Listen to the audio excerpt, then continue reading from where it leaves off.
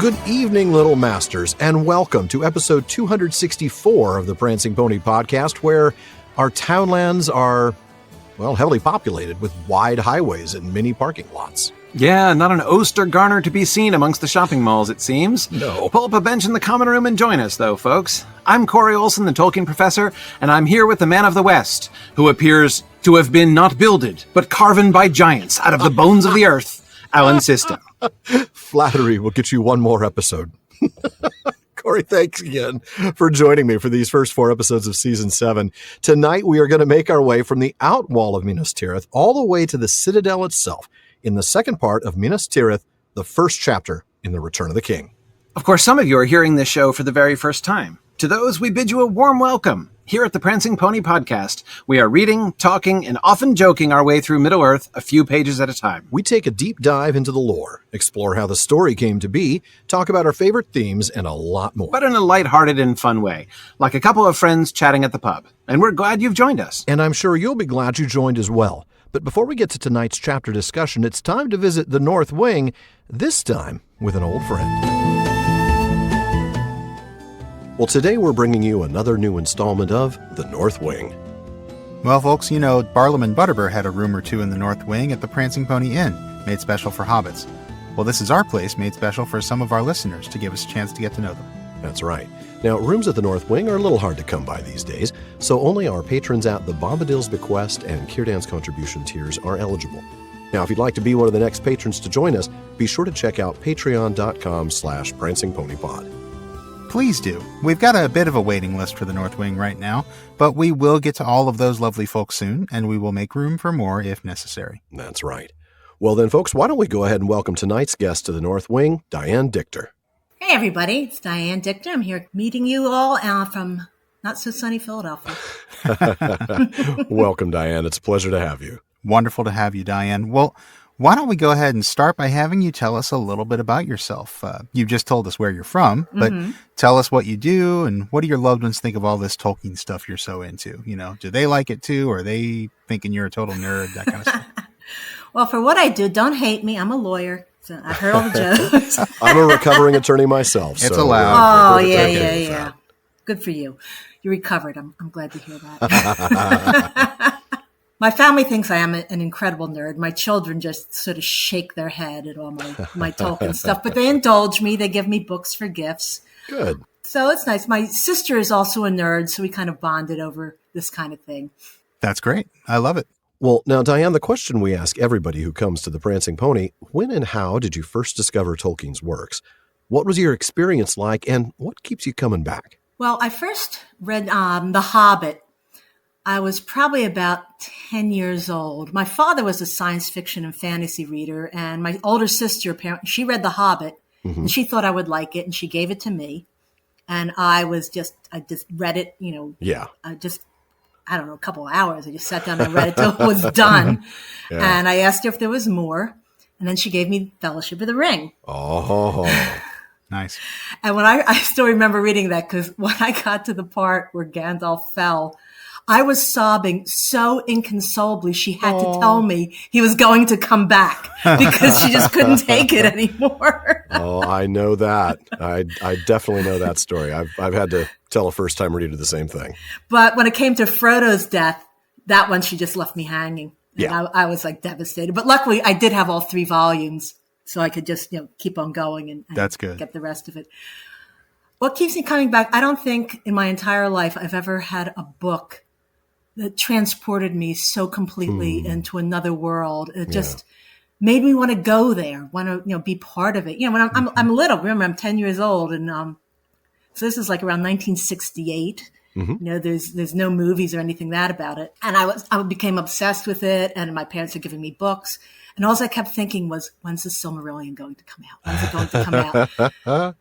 When he died, when I tell you, not only was I devastated because he had died, I was like, that's it. Yeah. That is it. I will never, ever have another piece of Tolkien again. And it broke my heart.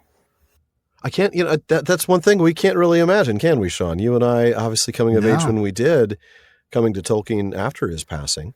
Yeah. I can't imagine that feeling. I mean, I can imagine it because I know how I felt, when other writers or musicians or whoever have passed away that I was, Right. When it really means something to you, when it touches they've impacted you. your life like that. Right. Yeah. And you feel like, yeah. not only did I feel like a friend had died, like I said, I felt that was the end of this world. I would never learn anything. Right. New. You're never going to find out what he meant when he said, like Orome charging down the Battle of the Pelennor Fields. That stuff was so intriguing to me. All those when they talk textual about, ruins, talking about Beren and Luthien and, I was like, what is this? What is all this stuff? And then, of course, I get the Silmarillion. My parents bought it for me when it first came out. I started reading. I'm like, what the heck is this stuff? You're not the only one to respond that way. And I read it. Yeah. And all I kept thinking was, this is the most depressing book I've ever read in my entire life. What is happening here? And I had to put it aside and not come back to it for a few years before I could truly appreciate it for what it was. Yeah. I was expecting more of the Lord of the Rings, and obviously that's not what I got. But I came to love it. I understand that. First time through the Silmarillion was similarly difficult. Yeah. Unlike Sean, who seemed to just devour it, right? I just devoured it the first time. And again, I always say, I didn't understand everything, but I loved it all. Because I was, when I was a kid, I was reading Bulfinch's mythology and Edith Hamilton's mythology. And I used to just devour mythology books. And so it just felt very familiar to me, even though it wasn't as much of a story as more, just a kind of a collection of myths. But yeah, I loved it. It took many rereadings before I really understood what was happening and all of it. Yeah. Well, Diane, why don't you tell us now, which is your favorite book in the Legendarium and why? And if you have one, what's your favorite non-Legendarium work by Tolkien? Well, my favorite book would be Volume 3 of Lord of the Rings, mainly the appendices. I mean, that really is what I think, even more than the story, that really stoked me. All these little bits and pieces of other stories. I used to write in Tangwar for just every time, everything. My friends were like, what the heck is that? I was that kid too. Yeah. Same here. I'm doodling in my notebooks in school in Tangwar. Mm-hmm. I got the Dwarven runes. They were awesome. I was always deciphering things and sending people notes, and they thought it was crazy, but probably was. And my favorite non-Legendarium is Smith of Wootton Major. Yay. Yeah. Well, it's another one in your column there, Sean. That's right. Yeah, that is my favorite. Well, have you ever given a pet or maybe even a child a name inspired by Tolkien? And if you were to do so, what kind of animal and what name? Well, I have a dog, and her name is Rosie, but I can't say I named her that because she came to me with that name. Okay.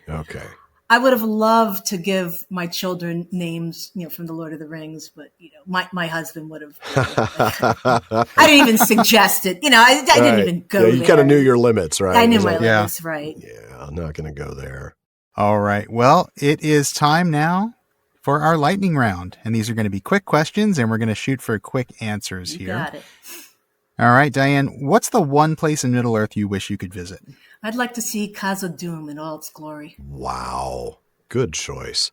Do you consider yourself a Merry or a Pippin? Oh, I'm totally a Merry.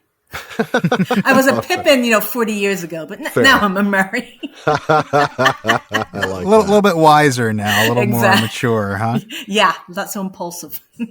Well, one does not simply walk into Mordor, but if you could, who would you rather have at your side? Treebeard or Tom Bombadil? Oh, Treebeard, for sure. He'd be ripping things to pieces. I'm not even sure that's really a valid question. I don't think anybody's ever answered Tom Bombadil. That's a fair choice. I mean, favorite Tolkien artist or favorite Tolkien work of art? Ted Nasmith. Love his work.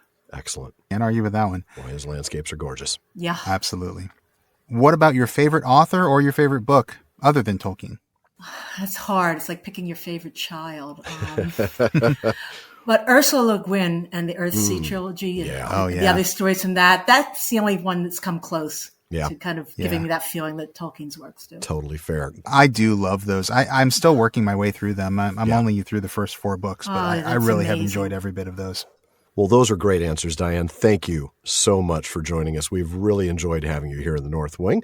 For now, though, I think it's time for us all to head back into the common room to join the rest of the listeners. Well, thanks so much for having me. It was a pleasure finally getting to speak to you. And pleasure was ours. I hope to get to meet you, in real life soon. Yeah. PPP Moot coming up, I'm sure. Absolutely. Absolutely. Yeah. And now we return you to the podcast in progress. I've always enjoyed listening to these segments, Alan. It's great to see some of your patrons getting the chance to be on the show. Well, it's been a pleasure to get to visit with each one of them as well. And what a pleasant surprise to get to spend time with Sean again. Now, let's get back into our chapter discussion. Corey, I'm going to have you pick up exactly where we left off with Gandalf and Pippin passing through the Ramas Echor. Gandalf passed now into the wide land beyond the Ramas Echor. So the men of Gondor called the outwall that they had built with great labor, after Ecthelion fell under the shadow of their enemy. For 10 leagues or more it ran from the mountain's feet and so back again, enclosing in its fence the fields of the Pelennor, fair and fertile townlands on the long slopes and terraces falling to the deep levels of the Anduin. At its furthest point from the great gate of the city, northeastward, the wall was 4 leagues distant, and there from a frowning bank it overlooked the long flats beside the river, and men had made it high and strong, for at that point, upon a walled causeway, the road came in from the fords and bridges of Osgiliath, and passed through a guarded gate between embattled towers. At its nearest point, the wall was little more than 1 league from the city, and that was southeastward. There Anduin, going in a wide knee about the hills of Emin Arnon in South Ecthelion, bent sharply west, and the outwall rose upon its very brink, and beneath it lay the quays and landings of the Harlond for craft that came upstream from the southern fiefs. The townlands were rich, with wide tilth and many orchards, and homesteads there were with oast and garner, fold and byre, and many rills rippling through the green from the highlands down to Anduin. Yet the herdsmen and husbandmen that dwelt there were not many, and the most part of the people of Gondor lived in the 7 circles of the city, or in the high vales of the mountain borders, in Lasarnach, or further south in fair Lebanon with its 5 swift streams. There dwelt a hardy folk between the mountains and the sea. They were reckoned men of Gondor, yet their blood was mingled, and there were short and swarthy folk among them, whose sires came more from the forgotten men who housed in the shadow of the hills in the dark years ere the coming of the kings. But beyond, in the great fief of Belfalas, dwelt Prince Imrahil in his castle of Dol Amroth by the sea, and he was of high blood, and his folk also, tall men and proud with sea-grey eyes. Oh my. Okay, well, there's a little bit to unpack here. We're going to get through the fields of the Pelennor first, and then we'll get to talk about the people of the Pelennor and the surrounding regions. So we'll start out with Gandalf and Pippin passing through the outwall. It's called the Ramas Echor, and in honor of Sean Marchese, I'll do a little straightforward word nerdery here, nothing special. Ramas means great wall, and Echor means outer circle. I mean, this is basic level word nerdery, right, Corey? Even I could do this. Yeah. This is so typical of Tolkien, isn't it? You know, he has these names, which just sound, the Ramas Echor, right? Which sounds good. And it just means like a big round wall, actually. Yeah. The outer wall. Yeah. The outer wall, which we like to call outer wall, right? I mean, so often he does this, right? How many times really you find out one of the, the names of things and it just means the thing. The thing that it is, right. Yeah. I'm thinking back to just the hill and the water. It's the same concept. Right, yeah. It's just that those are already in English. Exactly. Westron, as the case may be, right. So anyway, okay, so when was it built, right? So it was built after Ecthelion fell under the shadow of their enemy, which is interesting because that tells you that it's really relatively recent. Yeah, I mean, that's true. Like, the fall of Minas Tirith was quite some time ago, but we are looking at a significant difference in time between the building of the city and the building of the wall. And that's interesting to remember. Because Sauron returned to Mordor in Third Age 2951, and the last people in Ecthelion fled when Mount Doom erupted in Third Age 2954. So again, we're talking about a relatively recent construction. So, that's only about 70 years ago or so. In fact, the wall would have been built under Denethor's father's stewardship, and that, of course, would be Ecthelion II. Now, we get also a description of the wall itself. 10 leagues total in length. So it's about, 30 miles, 48 kilometers, right? Right. And it goes around the city and surrounding fields in an asymmetric circle. That's right. It's not equidistant at all points from the city. And in fact, to the northeast, it's 12 miles from the Great Gate of Minas Tirith. So it's a really long way away. And here it sits up on an imposing bank that overlooks the river and the flatlands approaching the river.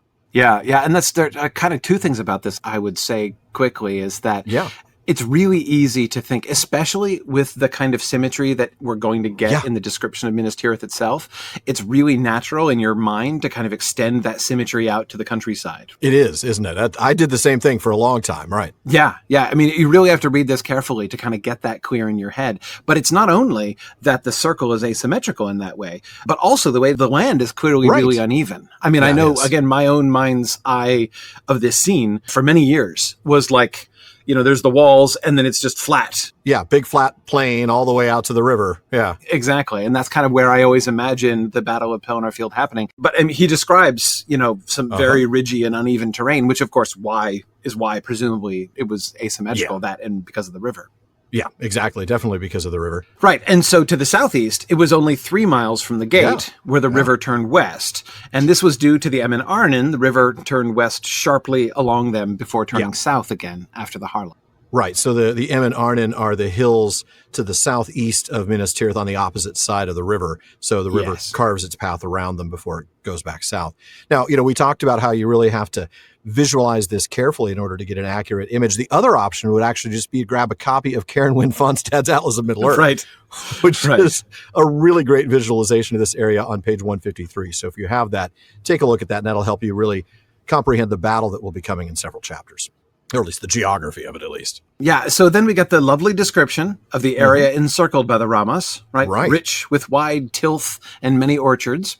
I love the word tilth. Tilth is such a great word. Yeah, so that means the cultivation of the land, like where you till the land. Oh, tilth. Okay. See, I'm thinking tilth, and my first thought is, that is so tilthy. I just want to start.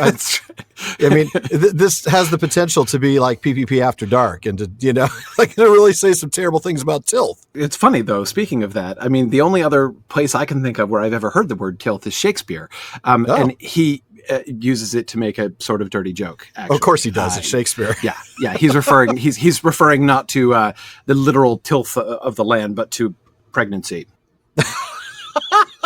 That is brilliant. Oh my goodness.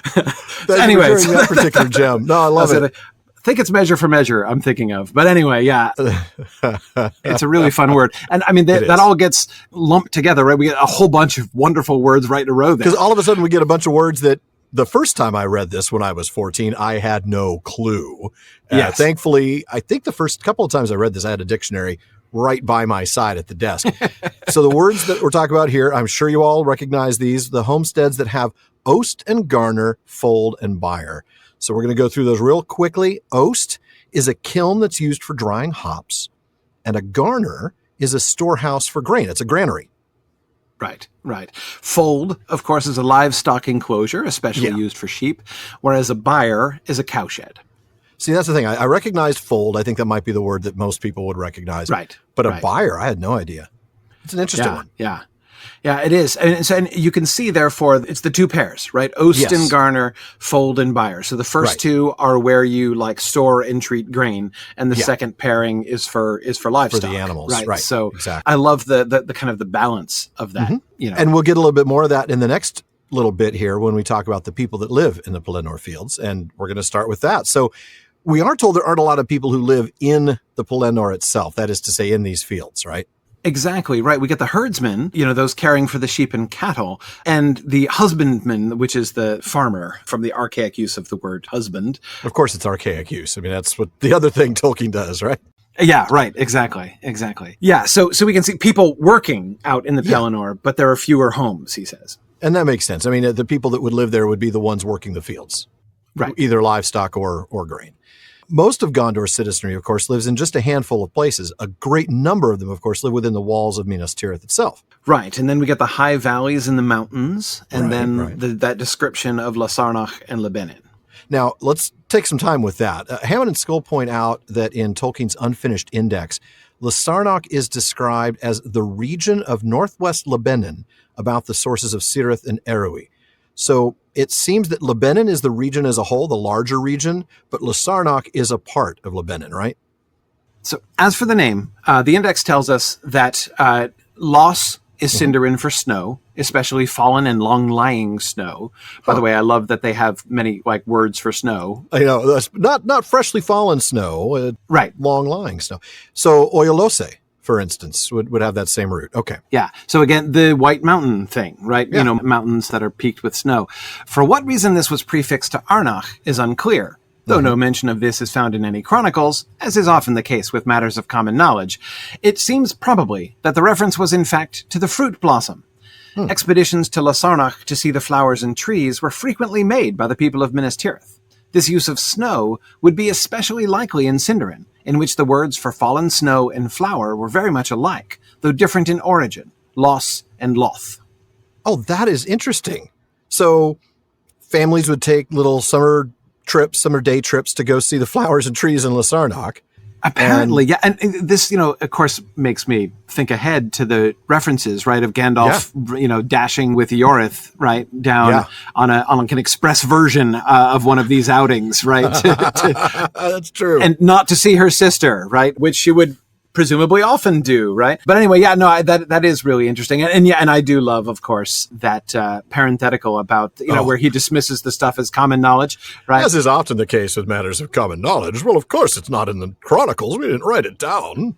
Right. Anytime Tolkien is like referring explicitly to what was written or not written down in these like artificial historical sources that he's alluding to, like, he is having fun playing with this stuff, right? Like, because obviously it's way more fun to say no mention of this is ever given in the Chronicles that I wrote, because I wrote everything about this. Exactly right. And, but this is because this was presumed to be a matter of common knowledge. It's way easier to say that it's much more fun to say that than to say, I really have no idea why. I haven't bothered to figure this out. Right. Exactly right. I just kind of liked it, and, I'll work it out later. In the meantime, it's a lot of fun. But of course, it's exactly the kind of scholarly puzzle he was confronted with all the time, in his actual research. So he just he writes as if those puzzles exist in these chronicles as well, which is really fun. That is brilliant. And of course, Loss and Loth really are alike. I mean, that's... Yes. I had not caught that until we got to the end of that entry in the index. But yeah, Snow and Fallen Snow, at least, and Flower are very similar. And even though they're different in origin, which... Well, we don't have time to get into that. Maybe that'll be something for the P5, is the origin of Loss and the origin of Loth, perhaps. We'll take notes on that.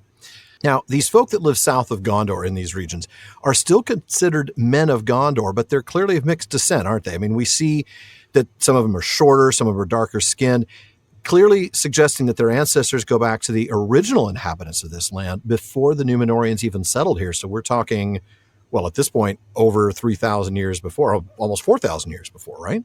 Right.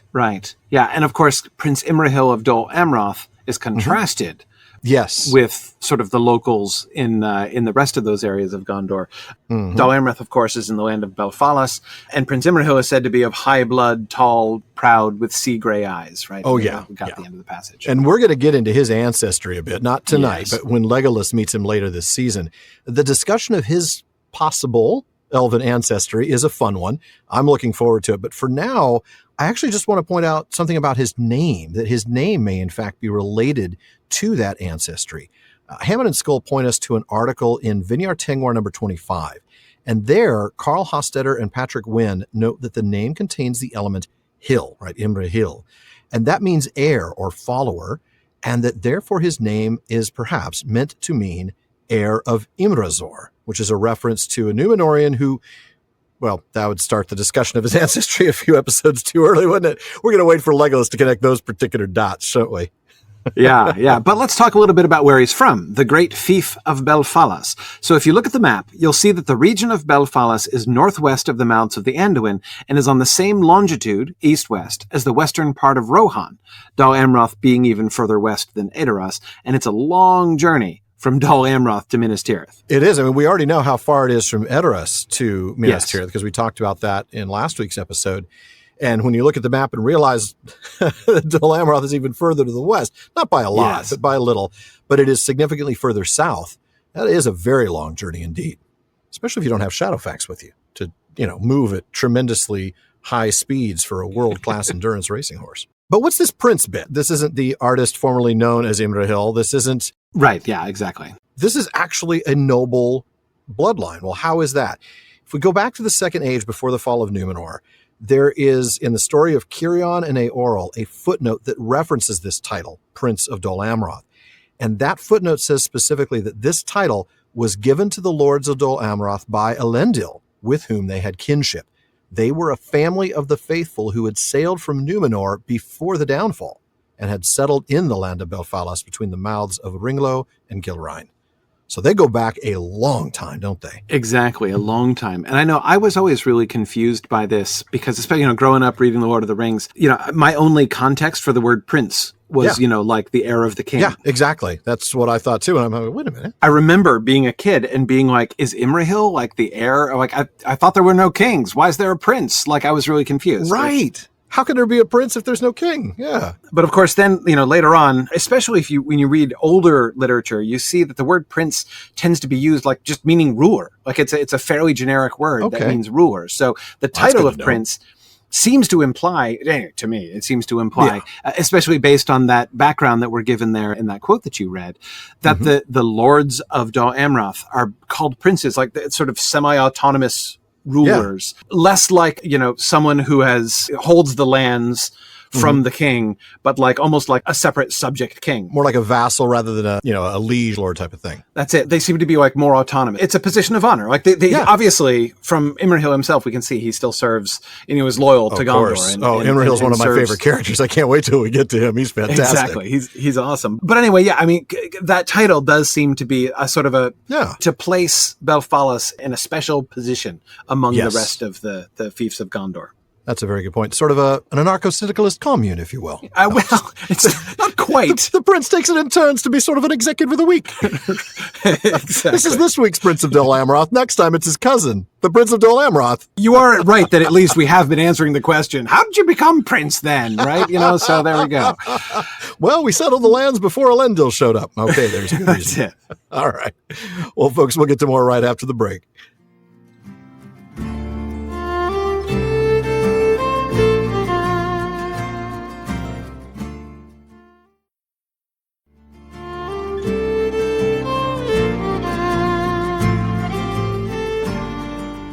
Well, before we get back to the text and to the Great Gate, we want to make sure you know that even after you've listened to this episode, there is a lot more talk going on at the Prancing Pony Podcast.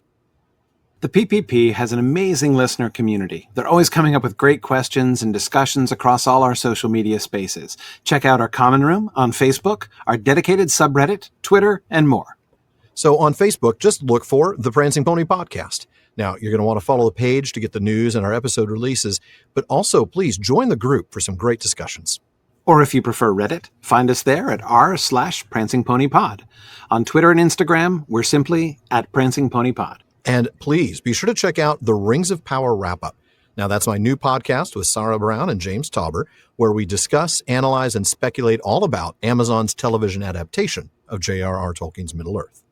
Alan, James, and Sarah do a great job taking deep dives into the lore behind the show, or the lore that should be behind the show. Talk about themes and characters and a lot more. So look for the Rings of Power Wrap-Up and subscribe wherever you listen to podcasts. And check at Rings Wrap-Up on social media for more. And folks, if you enjoy the show, please consider supporting us by joining the Fellowship of the Podcast. And when you do, you get a lot. You get an active Discord community that includes live episode recordings, postscripts to episodes, also episodes without the digital ads, and a lot more.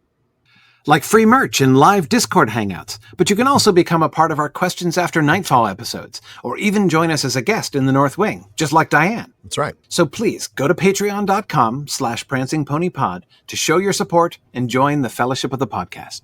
And you can also help us out by giving us a rating and review on Apple Podcasts and a rating on Spotify. And please recommend us to your friends.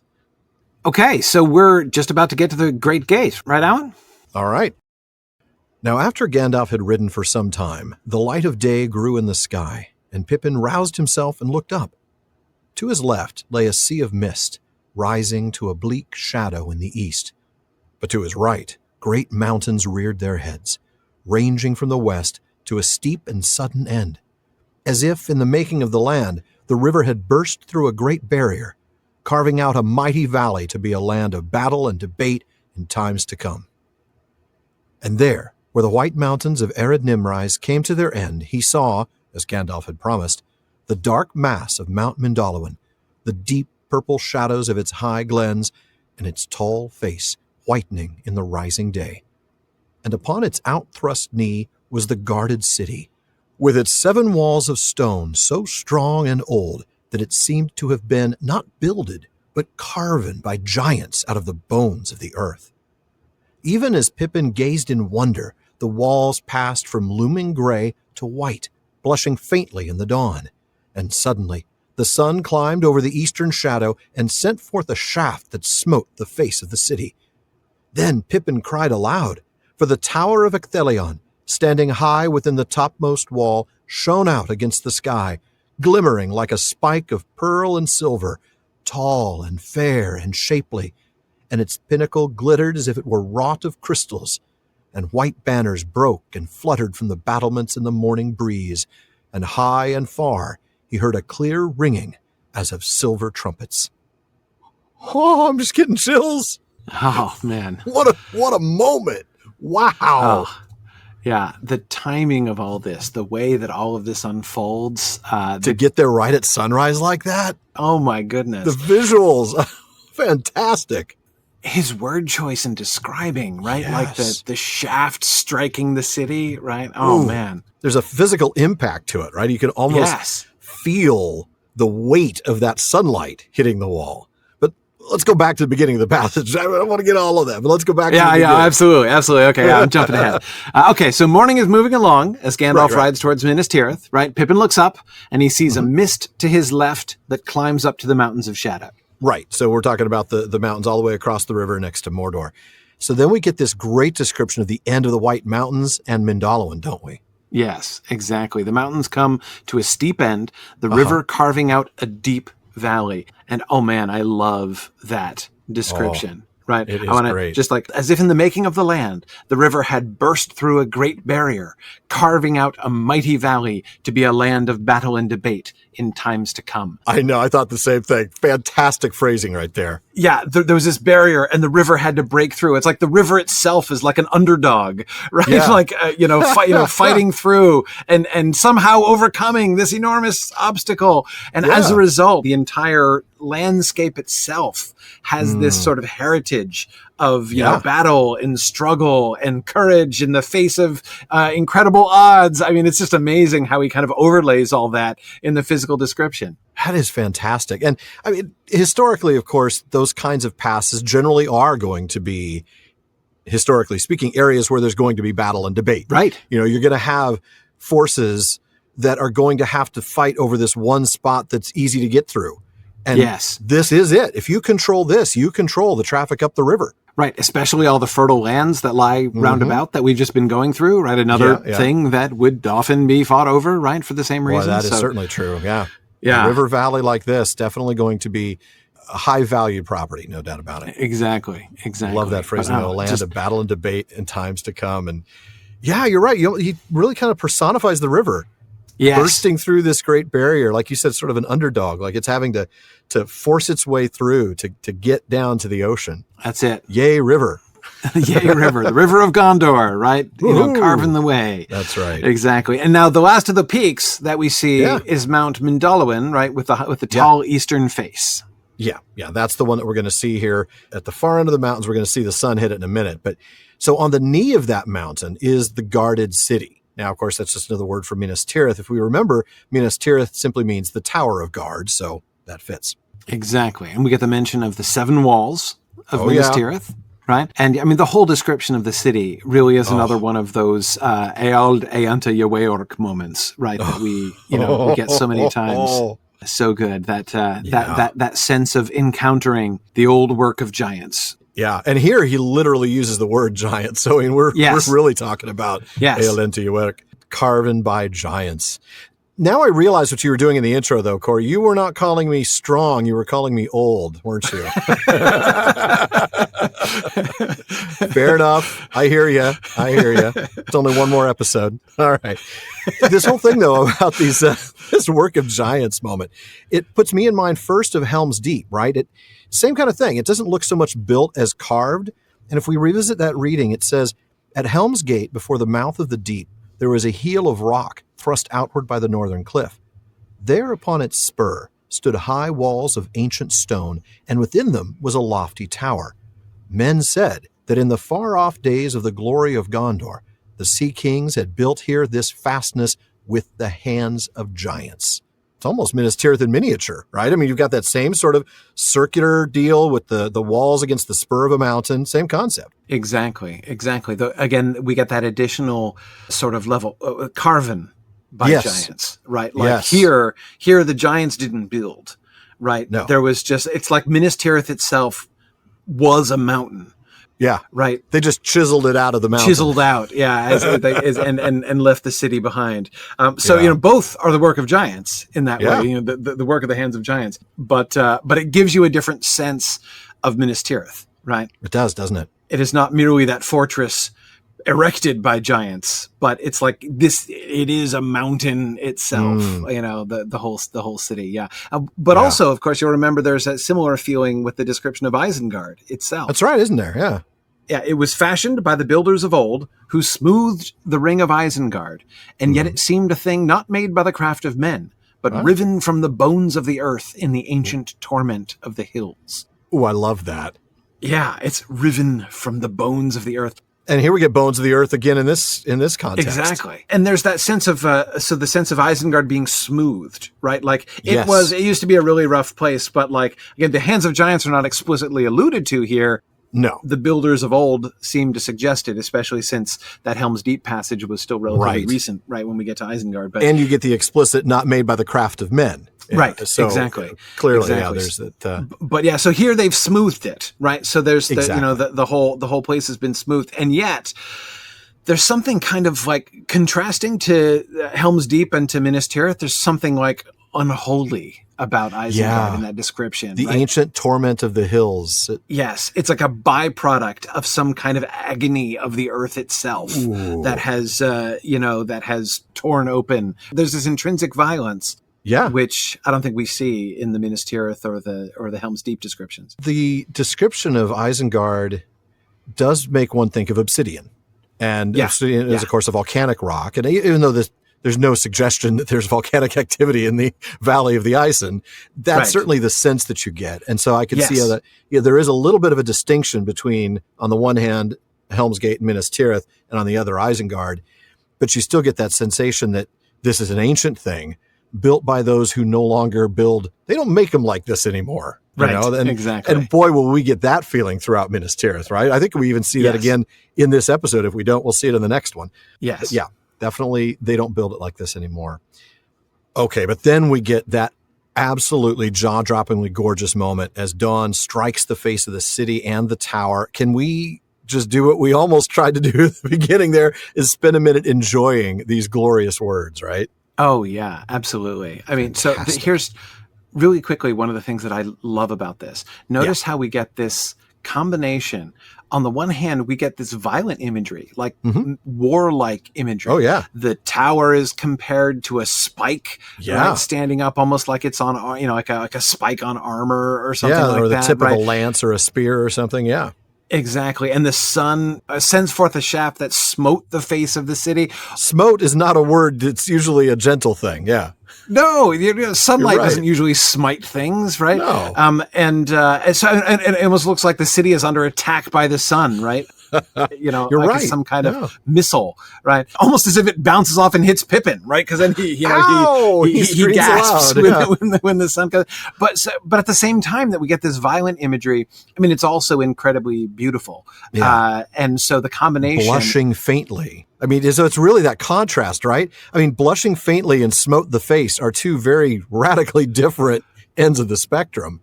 And even the spike thing, you're talking about the spike of pearl and silver, and yet as wrought of crystals, it's tall and fair and shapely and fluttering banners. It's a very different sensation. You're right. There's a really amazing contrast there. Yeah. I love that. Yeah. Very cool stuff here. Right. So, and a quick note. So they're the white banners that are described there fluttering, and those are actually the banners of the stewards. That's right. The banners which are just white with no symbol on them. Nothing at all on them, which that's what you would expect, I suppose, from the stewards. They're not there to take any of the glory of the kings. So, right.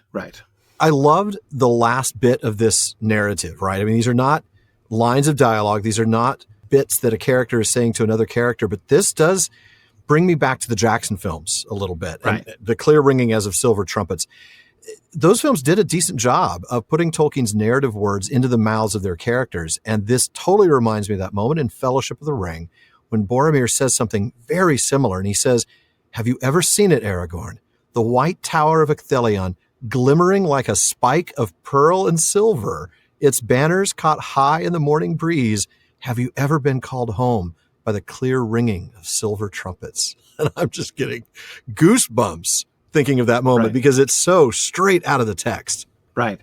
And of course, notice what that sort of implies here, the being called home. But it's Gandalf and Pippin who are approaching it as the sound of silver trumpets goes on. So I'm interested in how the sound of the trumpets, for which Gandalf and Pippin hear as they approach, is then by Jackson kind of transformed into that calling home idea, which is really interesting. That is really interesting. But anyway, okay, so the tower here is called the Tower of Ecthelion.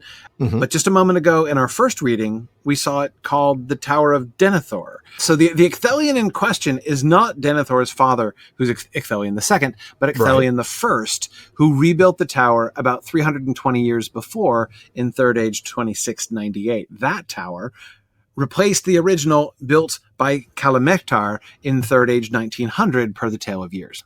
Okay, so that first one, now I'm thinking of Swamp Castle. Right, exactly. Oh, first tower burned down. The first one fell down into the swamp. On the second one. Exactly. So Calamectar built the one in 1900. That lasted about 800 years and was rebuilt by Ecthelion I, not Ecthelion II. He did his own building. He's the one, as we talked about earlier, who built the Ramas Ekor, Denethor's father, but Ecthelion I, who built it 320 years before. So this tower's been around a while. Maybe it's lived half its lifespan. It just needs a fresh coat of paint. Right. So when it's called the Tower of Ecthelion, it is referencing the ruling steward who built this over 300 years ago. But when it's called the Tower of Denethor, it's referring to the current ruling steward who resides there. Which means that before Denethor, it was called the Tower of Ecthelion or the Tower of Ecthelion. Exactly. Right. Convenience. It was really the Tower of Ecthelion before. Yeah, there was much less confusion easy. in his father's day. Yeah. Super easy. Oh, man. Well, I'm going to have you pick up the next passage. It's a little short, but there's some things here that I want to make sure we spend some time focused on. And so I did kind of bring it out as its own separate passage. Corey? Excellent. Yeah, I love this Gandalf moment. Here we go. I do too. It's fantastic. So Gandalf and Peregrine rode to the great gate of the men of Gondor at the rising of the sun, and its iron doors rolled back before them. Mithrandir! Mithrandir! The men cried. Now we know that the storm is indeed nigh. It is upon you, said Gandalf. I have ridden on its wings. Let me pass. I must come to your lord Denethor while his stewardship lasts. Whatever betide, you have come to the end of the Gondor that you have known. Let me pass. The men fell back before the command of his voice and questioned him no further, though they gazed in wonder at the hobbit that sat before him and at the horse that bore him. For the people of the city used horses very little, and they were seldom seen in their streets, save only those ridden by the errand riders of their lord. And they said, Surely that is one of the great steeds of the king of Rohan? Maybe the Rohirrim will come soon to strengthen us. But Shadowfax walked proudly up the long, winding road. I got to see him now. Sort of that, what was that horse Entangled? Right. He's just kind of I'm just walking up the road here. Maximus, sort of strutting up the road. Maximus, that's it. Yeah, I got a Maximus vibe right there.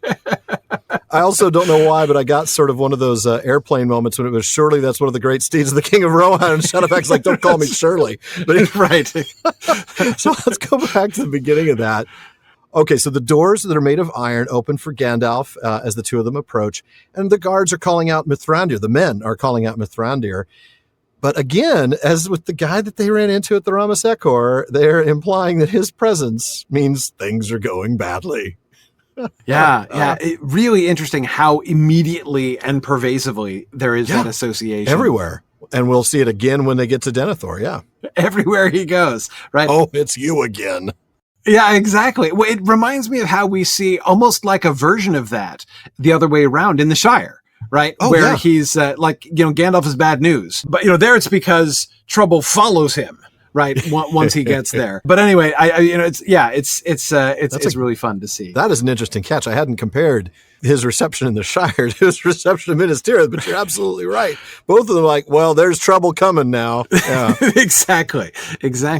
In the Shire, they're a little bit more direct about attributing it to Gandalf, right? Well, right. That's true. Rather than here, but it is a really interesting thing. That is. Oh man, one last thing I would mention. the cadence of that first sentence. Yes. Right? So Gandalf and Peregrine rode to the great gate of the men of Gondor at the rising of the sun. Right. That is a line performed for an audience. Right. It is, isn't it? Yes. That is not just like a normal piece of narrative prose. No, it is the opening text of a screenplay. Exactly. Right. Or like, the prologue character in Henry V. Yeah. Right. Who comes out and gives it. This is like something that he would say. Right. Like setting the scene for Henry V's next great moment. Right? And so Gandalf and Peregrine ride to the great gate of the men of Gondor at the rising of the sun. Yeah. Exactly. Yeah, you're right. That is absolutely right. That is not just a piece of narrative prose. It is something special. Yeah, very much. But boy, it's Gandalf's dialogue that gets my attention here. Oh, for sure. Man. I mean, what a bomb to drop on the men at the gate. Right? I mean, so first of all, it's bad. The second sentence. I have ridden on its wings. Okay. The storm, right. The storm, right? Which again, no surprise. Like the dawnless day has begun. Like that's not news. Right. Mm-hmm. But I must come to your Lord Denethor while his stewardship lasts. Yeah, what did you say? Okay. And that would have been bad enough. Right. That would have been bad enough to be like, okay, yeah. So, probably, cause you got to think, right?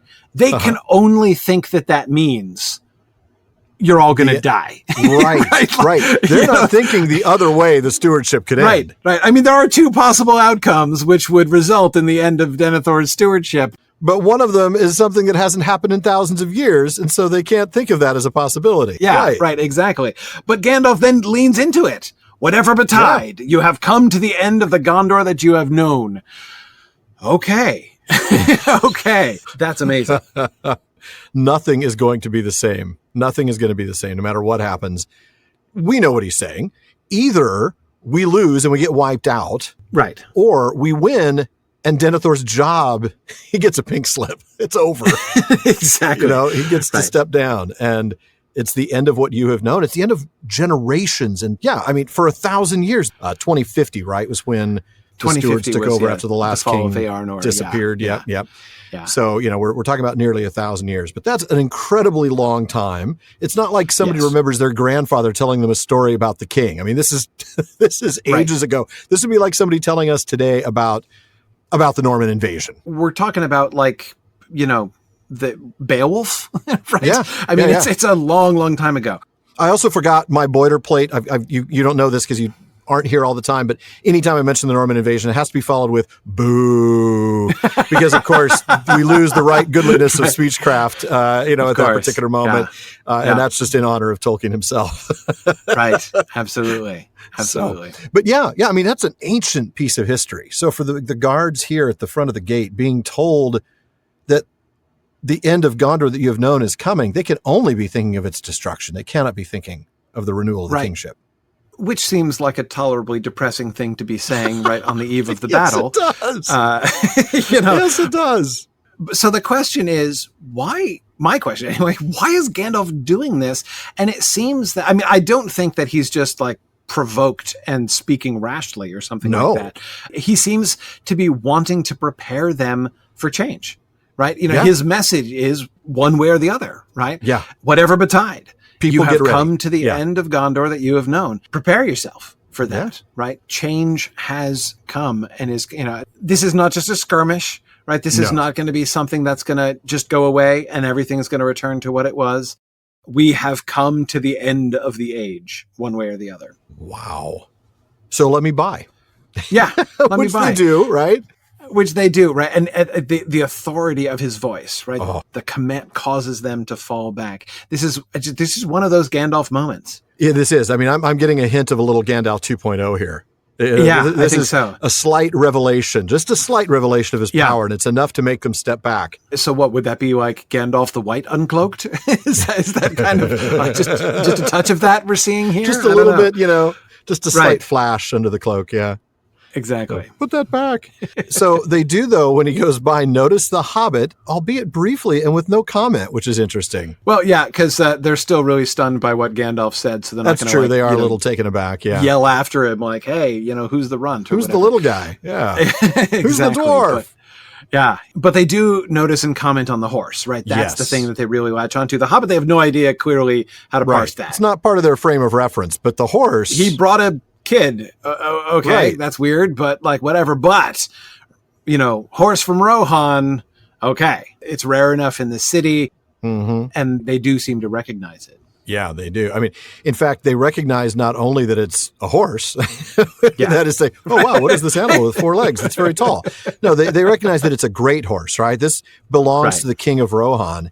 And they take that one step further, and there's this hope that maybe this means the Rohirrim are on their way. Yeah, absolutely. You can see how, not only, do we see how they respond to Gandalf routinely, but we can see how much they're thinking about this, right? How much the Rohirrim are on their minds, how much they're relying upon the idea of the Rohirrim coming. It's a repeat of what Ingold said in the last episode, when he was thinking, oh, do you know anything about the Rohirrim? Are they going to come? Are they going to answer the call?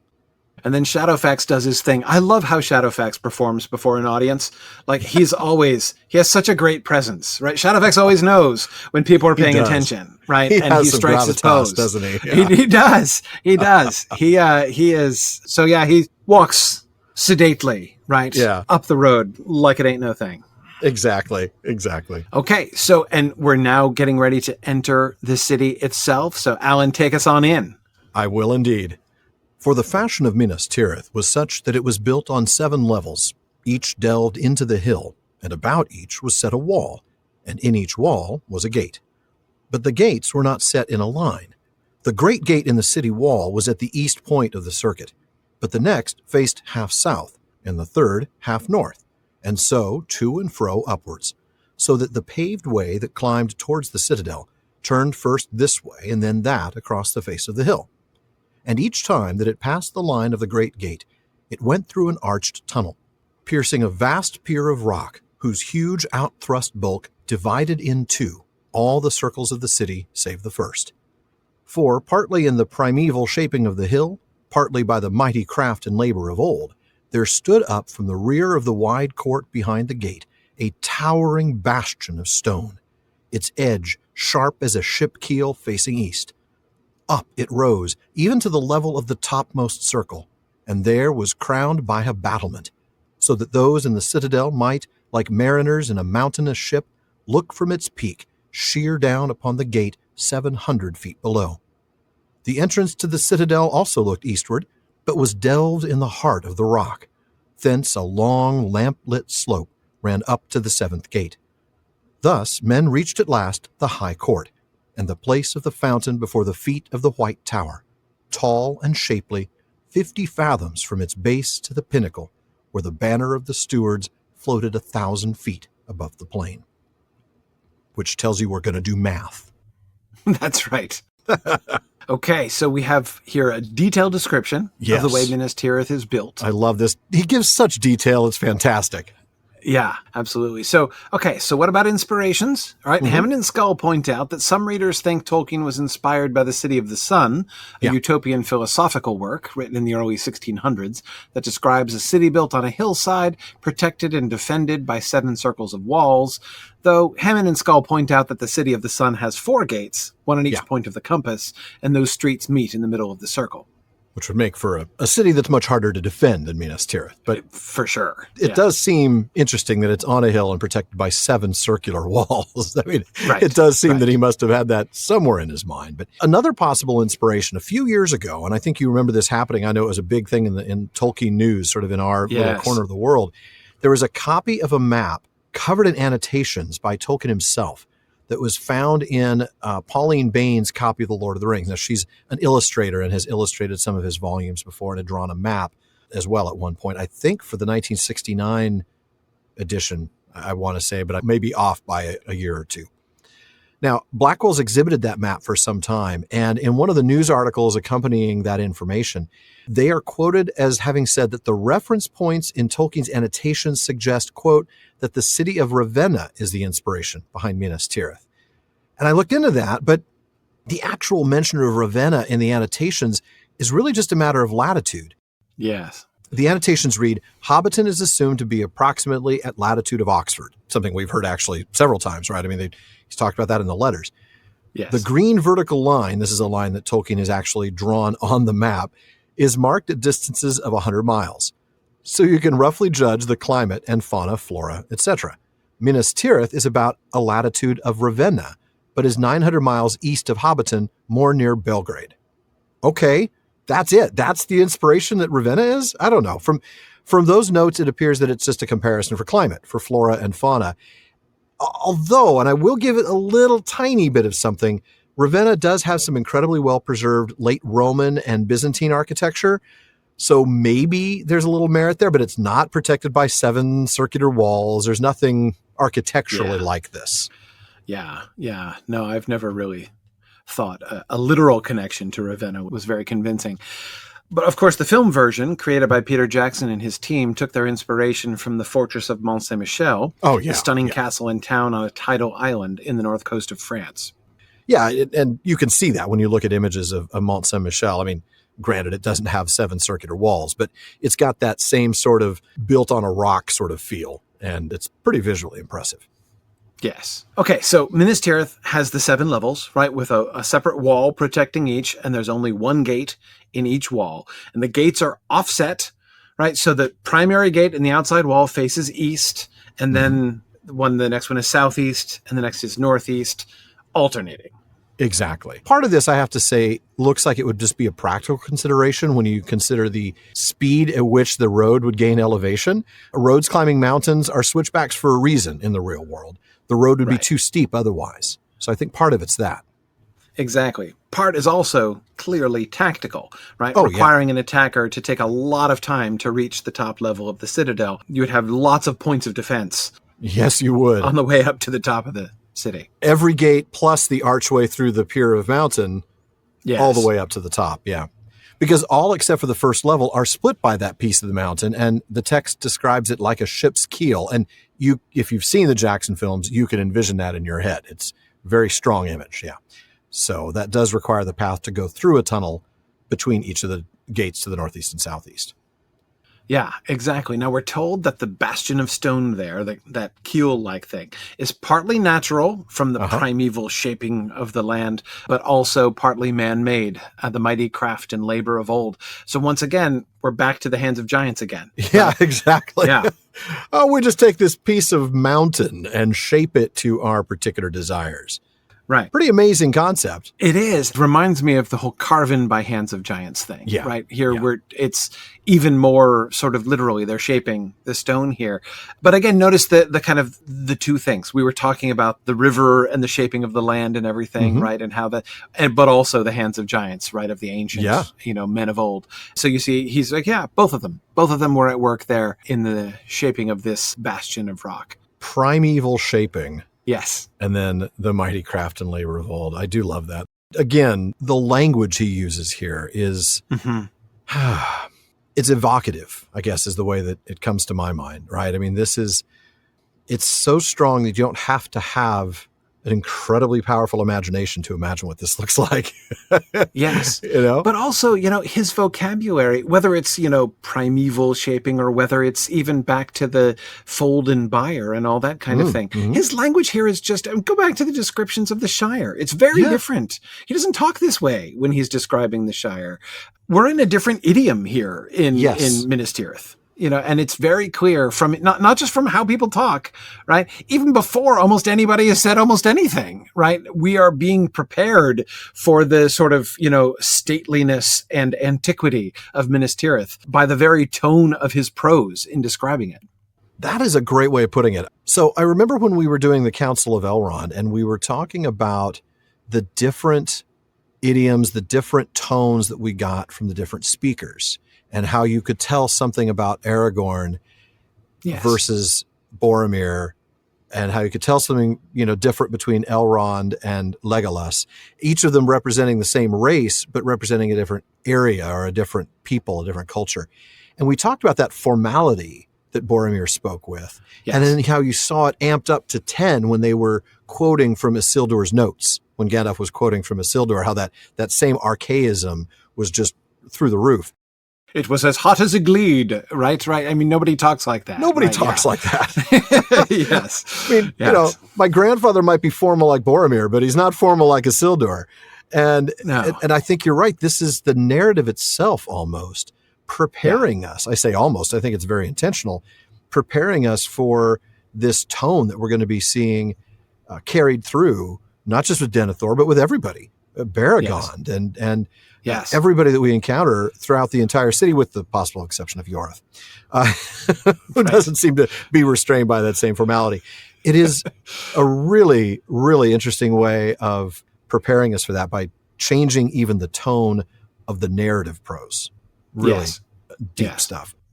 So going back to this kind of lay of the land, as you will, the description of the city, at the top of the ship's keel, this would be at the top level of the city, is a battlement. Now that's a parapet, and it would allow everybody in the citadel to look down. So there is a piece of the mountain that goes up, but then it literally ends right there. It's like a shelf. Yes. It's pretty amazing.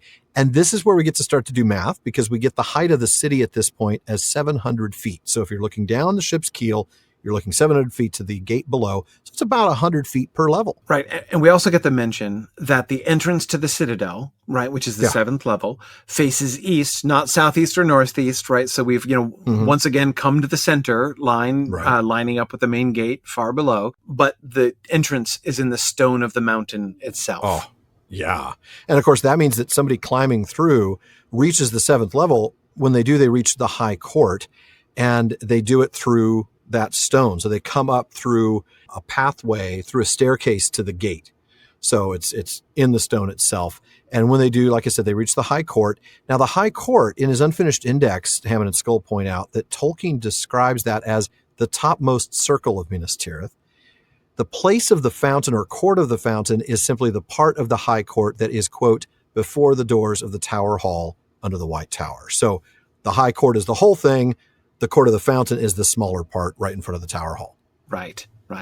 So then it's time for more math, right? We get the height of the White Tower. At least it's not long division, right? I mean, that... Right, exactly. This is relatively simple math, right? Okay, so we've got the height of the White Tower is 50 fathoms. Right. So 300 feet, which is a little less than 100 meters. And thus the banner up on top of the tower floats 1,000 feet, about 300 meters above the plains. That is a very, very tall city. What's funny, though, is if you look at the first edition of the text and you read that, there is actually an error that made for a very funny visualization. The passage in the first edition described this as the White Tower as tall and shapely, 150 fathoms from its base to the pinnacle where the banner of the stewards floated 1,000 feet above the plain. Well, that would have made the tower 900 feet tall, leaving only 100 feet of elevation for 7 levels of the city. So this really tall tower, like an 80-story skyscraper, dwarfing kind of a relatively flat town. Right. That was an error in this text, obviously. It got fixed in 1965 when he released the second edition. 150 fathoms. That's a tall tower. It is. Well, but because he still says 700 feet from the top of the thing. So the math just doesn't work in that edition, unfortunately. Yeah. No, it did not work. Oh, well. Well, anyway, so we do get a description of the only possible weak point in the citadel. Coming down over the backside of Mindalluin, we see also the name of the hill that Minas Tirith is built on, right? It's called the Hill of Guard, which would be Amon Tirith. Right. I wonder if it was Amon Anor when the city went by its former name. Exactly. It used to be the Hill of the Sun. I don't know. It was certainly used to be the City of the Sun, Minas Anor. But could have been Minas Anor built on Amon Tirith. I don't know. We don't know. What we do know, though, is that weak spot really isn't all that weak. I mean, first, it's all the way up as high as the 5th wall. So it's 500 feet above the level of the plain. And so you'd have to get awfully far up the mountain in the first place. Right. And then once you get that high, it's got ramparts right up to the edge. Exactly. So it's not really a weak spot. Going to have a hard time. You'd have to literally climb the mountains in some other place and descend from the top of Mindalluin. You're not going to get much of an army being able to do that. Yeah, so you wouldn't have to do the switchbacks through the teeth of the defenses of the city, but it's really, it's not going to be much easier, certainly, to attack from the other side. Not at all. But folks, I do want you to kind of take note of this place that we've just described, because this is also the place, this area behind the citadel that's at about the 5th level of the city. That's where the tombs of the dead kings and stewards are. And we will see this place again, as you know. All right, well, we're going to go ahead and skip a paragraph because we have to skip something. That's the law. And Corey, I'm going to have you pick up with Pippin just absolutely jaw-dropped looking at this city. Yeah, we go back to Pippin's point of view here. All right. Yes. Pippin gazed in growing wonder at the great stone city, vaster and more splendid than anything he had dreamed of, greater and stronger than Isengard, and far more beautiful. Yet it was in truth falling year by year into decay, and already it lacked half the men that could have dwelt at ease there. In every street they passed some great house or court, over whose doors and arched gates were carved many fair letters of strange and ancient shapes, names Pippin guessed of great men and kindreds that had once dwelt there. And yet now they were silent, and no footsteps rang on their wide pavements, nor voice was heard in their halls, nor any face looked out from door or empty window. At last they came out of shadow to the seventh gate, and the warm sun that shone down beyond the river as Frodo walked in the glades of Ecthelion glowed here on the smooth walls and rooted pillars, and the great arch with keystone carven in the likeness of a crowned and kingly head. Gandalf dismounted, for no horse was allowed in the citadel, and Shadowfax suffered himself to be led away at the soft word of his master. The guards of the gate were robed in black, and their helms were of strange shape, high-crowned, with long cheek guards close-fitting to the face, and above the cheek guards were set the white wings of sea-birds, but the helms gleamed with a flame of silver, for they were indeed wrought of mithril, heirlooms from the glory of old days. Upon the black surcoats were embroidered in white a tree blossoming like snow beneath a silver crown and many-pointed stars. This was the livery of the heirs of Elendil, and none wore it now in all Gondor, save the guards of the citadel before the court of the fountain, where the white tree once had grown. And there he goes, spoiling the story already. I mean, okay, we learn it in the next paragraph, but right. For those of you not paying attention, apparently the white tree's not growing anymore. Exactly. Let's go back to the beginning of that passage. Shadowfax takes them up to the citadel, and as you mentioned, we switch back to Pippin's perspective, right? This is that epistemic regime. We're often going to be switching back to the least knowledgeable character. And that's great because here we get to see some of the details in the city through his eyes. First, we notice that he's in awe, right? I mean, this city is far bigger, far more impressive than any place he's been by leaps and bounds. Right. The only point of comparison he has is Isengard, right? Yeah. That was at least, like grand and impressive stonework. Notice, by the way, what was it? The empty house, the big empty house on the hill doesn't compare? Not even close. It's not his reference point at all. Yeah. Not at all. Not at all. But of course, not only does he notice the majesty of the city, we are told about the decay, right? Yeah. Fewer people live here than it could support by half at least. That's a lot. If you think about it, for him to notice it. Yeah, it would have to be really painfully obvious. Right. Like boarded up windows and yes, other things that would be visual in empty streets, gardens overrun with weeds or with, completely just untended. It would have to be really, really obvious, in which case, wow, that decay. Exactly. You can't miss it, can you? Right. But of course, I love the way that he's not looking around and being like, man, this place has really gone to the dogs, right? It doesn't look like a rundown slum or something like that. No. He emphasizes still the grandeur. Right? Yeah. Even the setup to describing the empty houses. In every street they passed some great house or court, over whose doors and arched gates were carved many fair letters, right, of strange and ancient shapes. Names Pippin guessed of great men and kindreds that once had dwelt there. So that's still all part of one sentence, right? But that's then semicolon.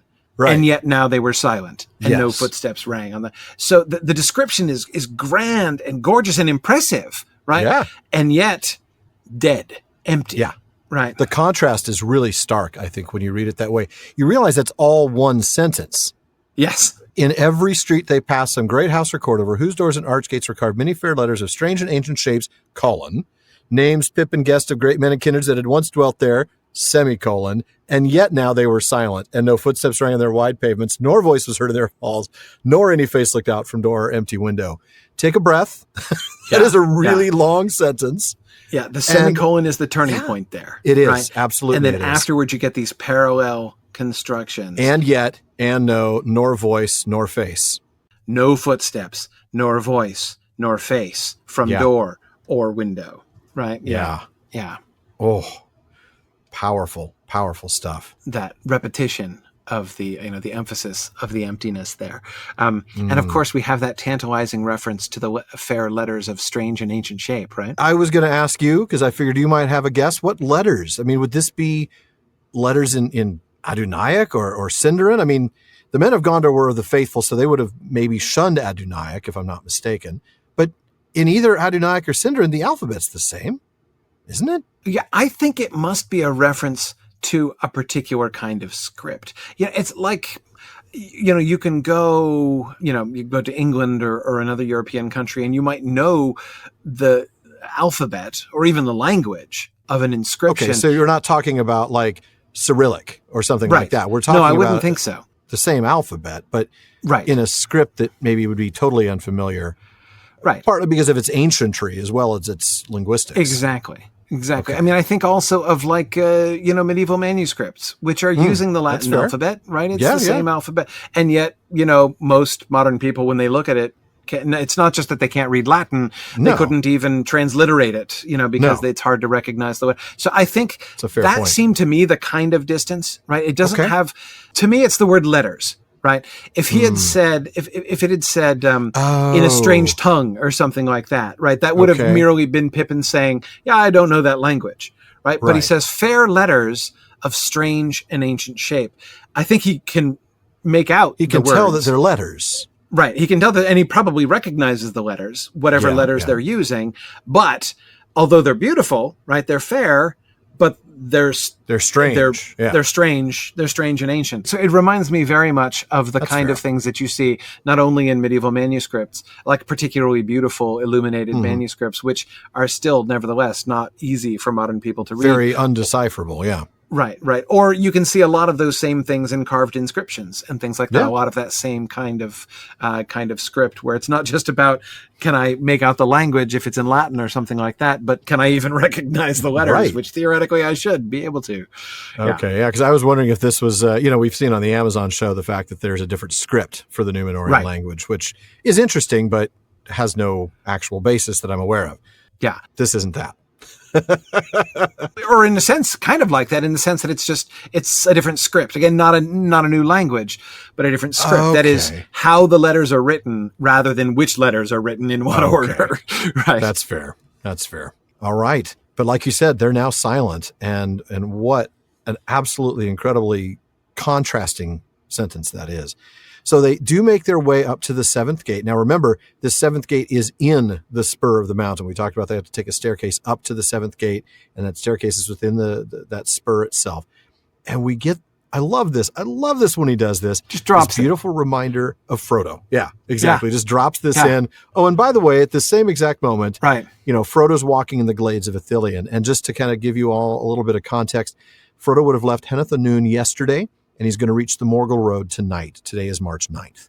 So that helps you put that in context. Yeah. Oh, and of course, this is reminding me, I made a mistake earlier on. I talked the Dauntless Day hasn't happened yet. The Dauntless Day is about to happen. Tomorrow. But still, the Dauntless Day is approaching. Thinking back to the guards at the gate, they know that war is coming, and this is not just another skirmish like they've had before.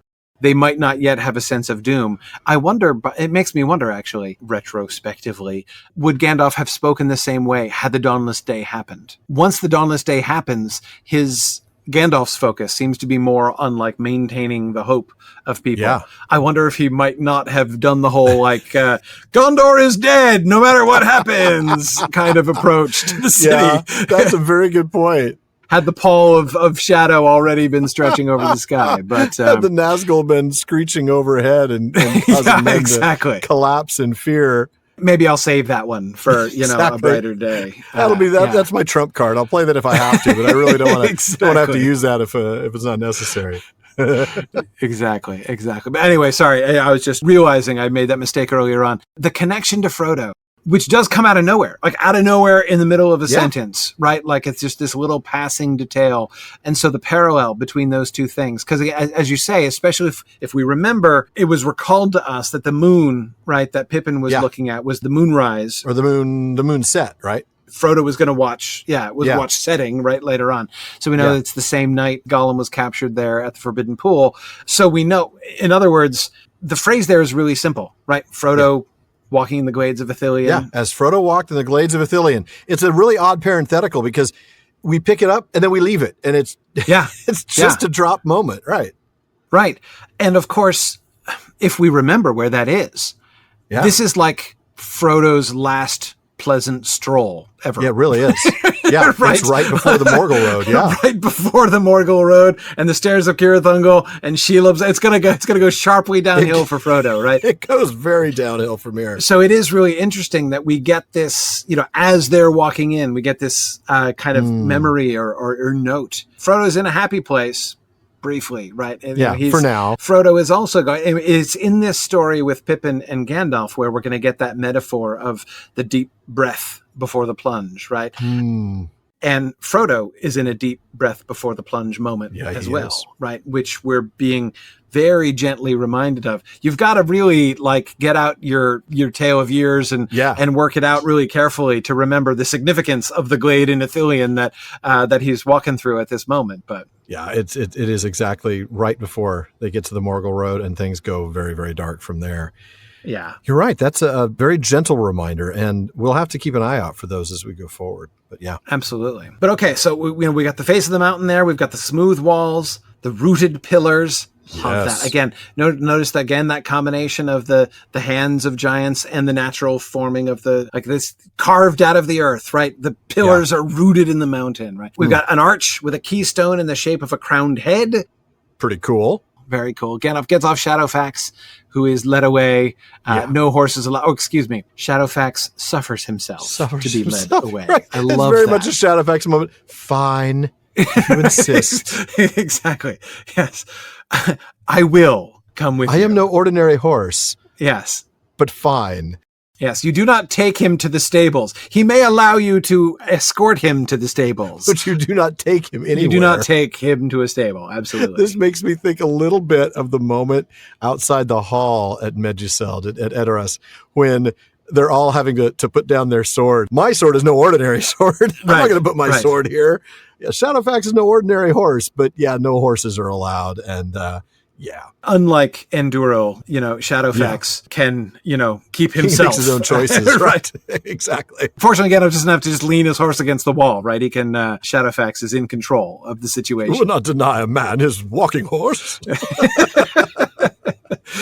So we get the Citadel Guards. I want to spend some time with the Citadel Guards. All right, talk to me about them a little bit. Yeah. So we got the black robes, right? And those high crowned helms. Oh, these are the ones you were talking about last week, right? The ones that, in your imagination, they're not dorky, but every time we see them represented, they're dorky. They look dorky. Yeah, exactly. Yeah, they're this magical thing in my head, which doesn't somehow look dorky. Long cheek guards close to the face, white wings on them, right? So you've got and by the way, the high crowned helms, right? So crown meaning like the crown of the top of the helmet, right? The top of the helmet is high, but of course, there's a play here. I mean, the crown of the king is just like one of these helmets, we're told later on. And we even get a sketch of one of those in Tolkien's letters. Yes. It looks pretty dorky, actually. It looks dorky, yeah, absolutely. It looks really dorky.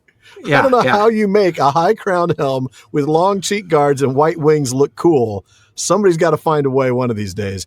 But it sounds cool. It sounds cool, and it's going to look pretty jaw-droppingly cool when you realize how shimmery it is, because these are made of mithril. That is so cool. They've got to look phenomenal if they're made out of mithril. Absolutely. And then we get the livery on the surcoat. Now, folks, a surcoat, that's just an outer garment worn over armor, usually to display livery or to display heraldry. And Corey, tell us a little bit about what we see on that livery. So you've got the white tree with beneath a silver crown and many pointed stars, right? This is Elendil's livery. And with none of his heirs here, the only ones who can wear this are the guards of the Citadel. So that, here at the gates of the Citadel stand these guards who are like the living memory of the kings. 1,000 years ago. There's the white banner, right? We talked about, right? Nowhere in Gondor. The steward's plain banner. Is displayed the emblems of the king, except for here on the surcoats of the guards of the Citadel. What a cool job, by the way. What do you do? I'm a guard of the Citadel. I get to wear that really cool livery. Exactly. They've got the coolest bling in the whole city. It is. I wear a mithril helmet. It may be dorky looking, but it's mithril. That's right.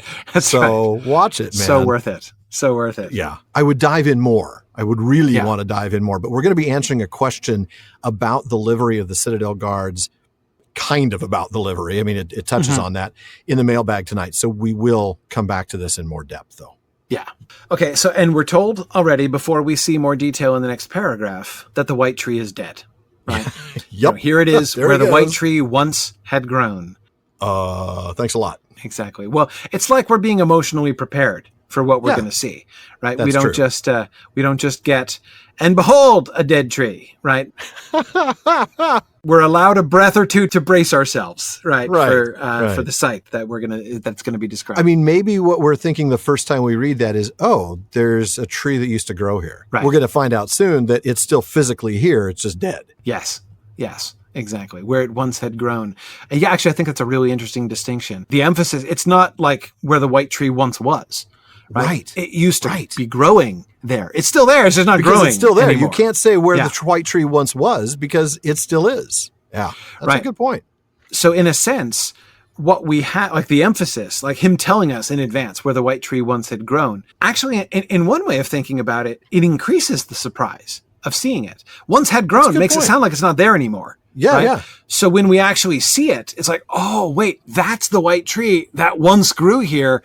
And it's still here, but dead. Like, so it creates a different effect of seeing it for the first time. You're right, it does. But again, like just as the guards are this living memory of the time of the kings, right? The white tree of itself is going to be the dead memory of the time of the kings, right? They're going to change the livery to a dead tree underneath the crown and the 7 stars. Right, exactly. Fortunately, they haven't updated it. They don't have a seamstress, or maybe it's Eora's sister, and so she's a little busy. Right, exactly. Well, anyway, after all this teasing, why don't you go ahead and lay on us here the description as we move forward? I'll introduce you to the dead tree. All right. I'll go ahead. This will be the last passage we read for tonight. Already it seemed that word of their coming had gone before them, and at once they were admitted silently and without question. Quickly, Gandalf strode across the white paved court. A sweet fountain played there in the morning sun, and a sward of bright green lay about it. But in the midst, drooping over the pool, stood a dead tree, and the falling drops dripped sadly from its barren and broken branches back into the clear water. Okay, I don't stop our readings very often, but I do when something like that happens. Oh my goodness, that alliteration. Oh, yeah. The shift from the D's to the B's. Drooping dead drops, and then drops dripped sadly from its barren, broken branches back into the clear water. Wow. Oh Once again, folks, if you need... Okay, you've been listening to the Prancing Pony podcast for 6.5 years. You know what I'm about to say. If you continue to keep reading The Lord of the Rings every year, but you don't read it out loud, you are doing yourself a disservice. You've got to read it aloud. This is just fantastic when you do. And there are some sentences like this, like you need to feel them in your mouth. You really do. It's remarkable. It really is. And okay, maybe you don't have to do voices like I do when I'm reading, but the dialogue is often not the spots that you'll find these little gems. It's the narrative. Yes. And when it happens like this, it's such a wow sort of moment, because again, as I'm going through and outlining the chapter, sometimes I catch that stuff, but sometimes I don't. And it takes reading it aloud to notice. And wow, the drops dripped sadly from its barren and broken branches back into the clear water. And that's where I'm going to go ahead and pick up again. And this time I'll actually read what I'm supposed to read. Pippin glanced at it as he hurried after Gandalf. It looked mournful, he thought, and he wondered why the dead tree was left in this place where everything else was well tended. 7 stars and 7 stones and 1 white tree. The words that Gandalf had murmured came back into his mind, and then he found himself at the doors of the great hall beneath the gleaming tower. And behind the wizard, he passed the tall, silent door wardens and entered the cool, echoing shadows of the House of Stone. They walked down a paved passage, long and empty, and as they went, Gandalf spoke softly to Pippin. "Be careful of your words, Master Peregrine. This is no time for hobbit pertness. Théoden is a kindly old man. Denethor is of another sort, proud and subtle, a man of far greater lineage and power, though he is not called a king. But he will speak most to you and question you much, since you can tell him of his son Boromir. He loved him greatly. Too much, perhaps, and the more so because they were unlike. But under cover of this love, he will think it easier to learn what he wishes from you, rather than from me. Do not tell him more than you need, and leave quiet the matter of Frodo's errand. I will deal with that in due time. And say nothing about Aragorn either, unless you must. Why not? What is wrong with Strider? Pippin whispered. He meant to come here, didn't he? And he'll be arriving soon himself anyway. Maybe, said Gandalf. Though if he comes, it is likely to be in some way that no one expects, not even Denethor. It will be better so. At least he should come unheralded by us. Gandalf halted before a tall door of polished metal. See, Master Pippin, there is no time to instruct you now in the history of Gondor, though it might have been better if you had learned something of it when you were still bird-nesting and playing truant in the woods of the Shire. Do as I bid. It is scarcely wise, when bringing the news of the death of his heir to a mighty lord, to speak overmuch of the coming of one who will, if he comes, claim the kingship. Is that enough? Kingship? Said Pippin, amazed. Yes, said Gandalf. If you have walked all these days with closed ears and mind asleep, wake up now. He knocked on the door. Another Pippin-induced Gandalf eye-roll moment. Oh, man. Kingship? Gandalf. What do you mean? All right. Oh, this is man. such a classic Pippin moment right here. It really is. And again, my mind cannot help but envision some of the Jackson stuff. Oh, and don't talk about this either. Oh, and don't talk about that. You might as well just keep your mouth shut. I mean, again, that's what he's basically telling him. Yeah. I do have to say, I always loved Ian McKellen's delivery of that last line. In fact, it might be better if you said nothing at all, right? I know, I love that. Yeah, it's a wonderfully delivered line. It really, really is. So let's go back to the beginning of this passage. Word of their arrival. Word of their arrival had already reached the Citadel. Now, how is this possible? Okay, so I have to think this means that they were spotted coming in from 700 feet above, basically. That they were spotted coming through the gates.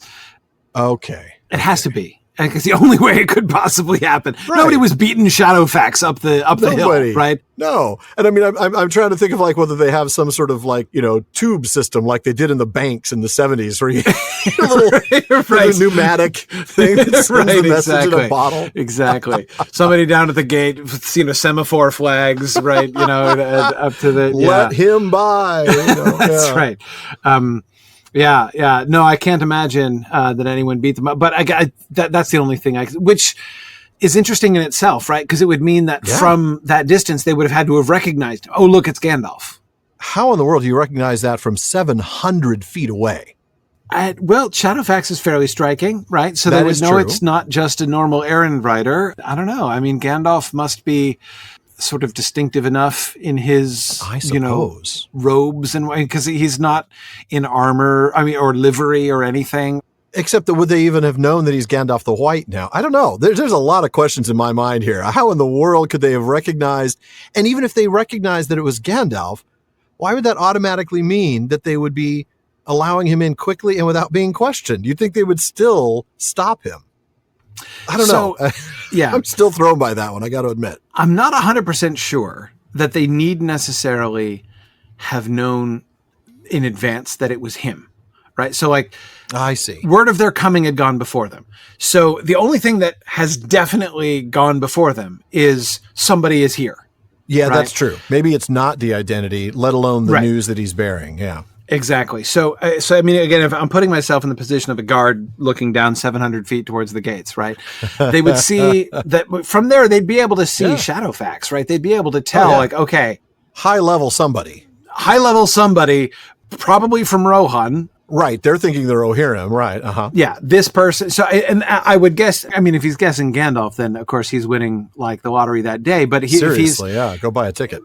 Right, if he's guessing anybody else, he's guessing Rohirrim, messenger, somehow, right? In either case, let him through. In either case, they're going to come here, and so they're prepared. Somebody's on their way up here, right? This is not like... He's not stopping by the third level at the Minas Tirith spa to get, a massage, and Exactly. So they're prepared, and they admit them. Now when they see him, they probably do recognize him. Oh, sure, right? sure. And so they don't stop and give him a hard time, unlike in Rohan, very significantly, right? They don't stop and give him a hard time because he is who he is, right? And they recognize him for who he is. And they know he knows the passwords, right? And all these things. So that the rest of it, I think, can be explained by their immediate personal observations, but they just knew they're not taken on the hop by his arrival, is I suspect what that means. I can buy that, because that was one of those things that really threw me. It was how in the world could they possibly have gotten word up to the Citadel, unless it was semaphores or something, some sort of visible smoke signals or something that would very small beakins, right? Yeah, very exactly. Small beacons that could spell out letters. Yeah. So we get once they're allowed through, stunningly, even still in my mind, we get a description of the courtyard, right? It's paved with white stones. There's this playful fountain. I love that, or a sweet fountain that's playing. I love that turn of phrase. And a green sward. This is a beautiful place, right? This is very manicured, well tended, classy. This is like, the front yard of a really high end resort. Yes. It's like really nice. There's not a flaw to be found. Yeah. Except one. Oh, right. Yeah, there is one. That's true. I forgot about that. The gardener needs to be fired.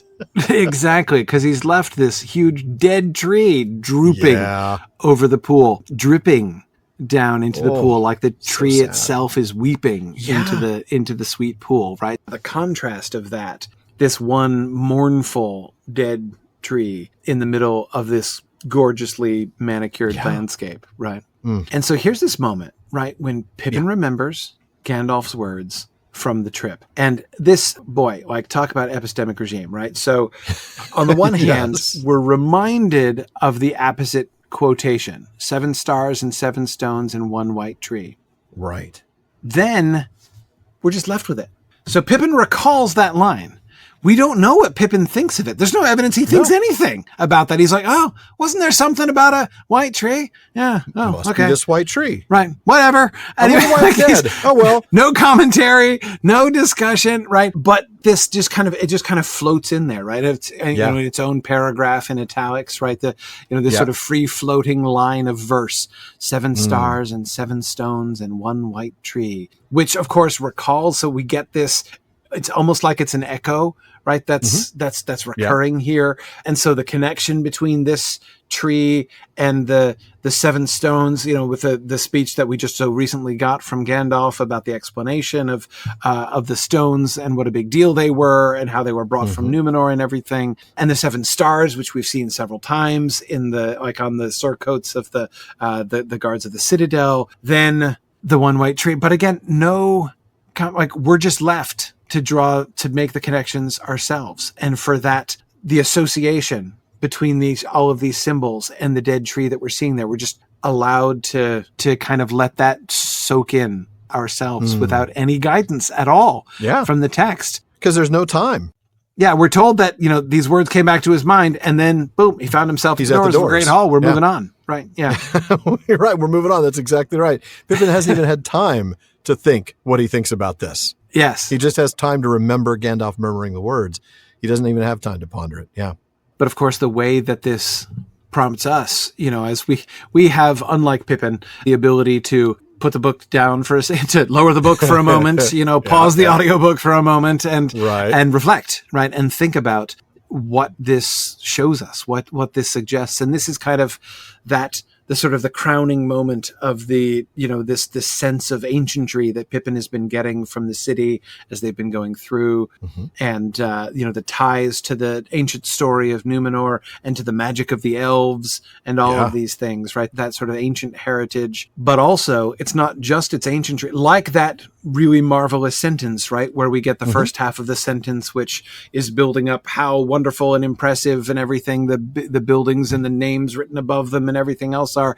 But then the second half of the sentence, empty, no face, no voice. And so here, again, the ancientry, the magic, the tradition, Numenor, but it's dead. Dead. Right. But it's dead. And it's mournfully, weeping its dead tears into the sweet fountain. And so, And he does all this without saying anything. Like he just leaves it there for us to make all these connections. It's amazing. It really is. Oh, I do love that parallel though. The decay that we just talked about and how, it's beautiful, but it's dead.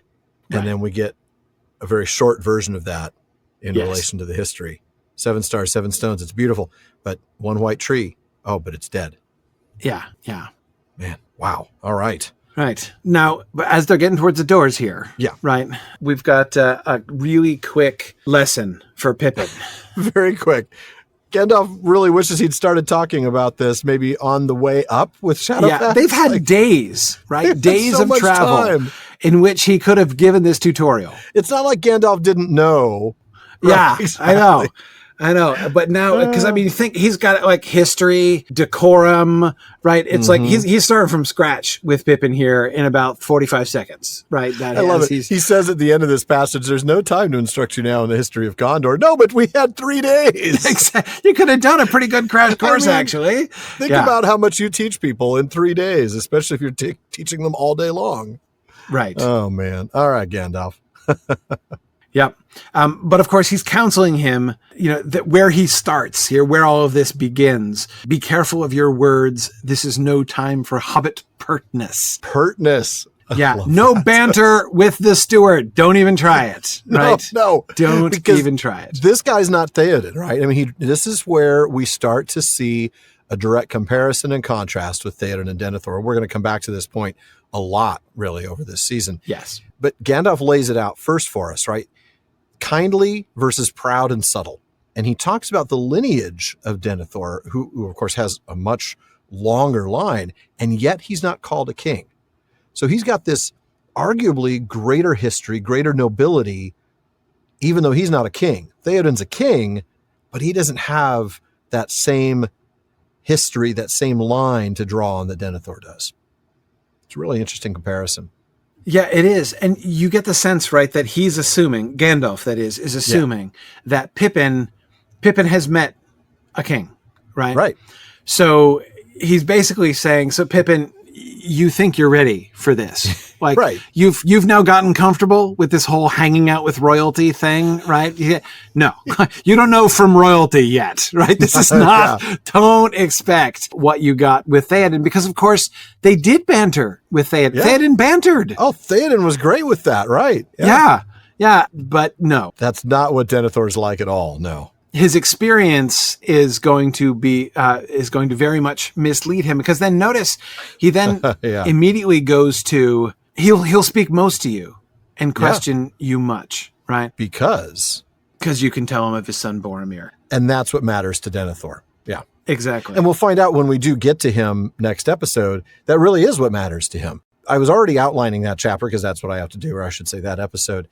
And I was struck by Denethor's comment that we'll get to next week, where he says, yeah, this is really bad that Gondor is about to fall, and it's bad news that Gondor is doomed, but it's nowhere near as dark as my own personal darkness.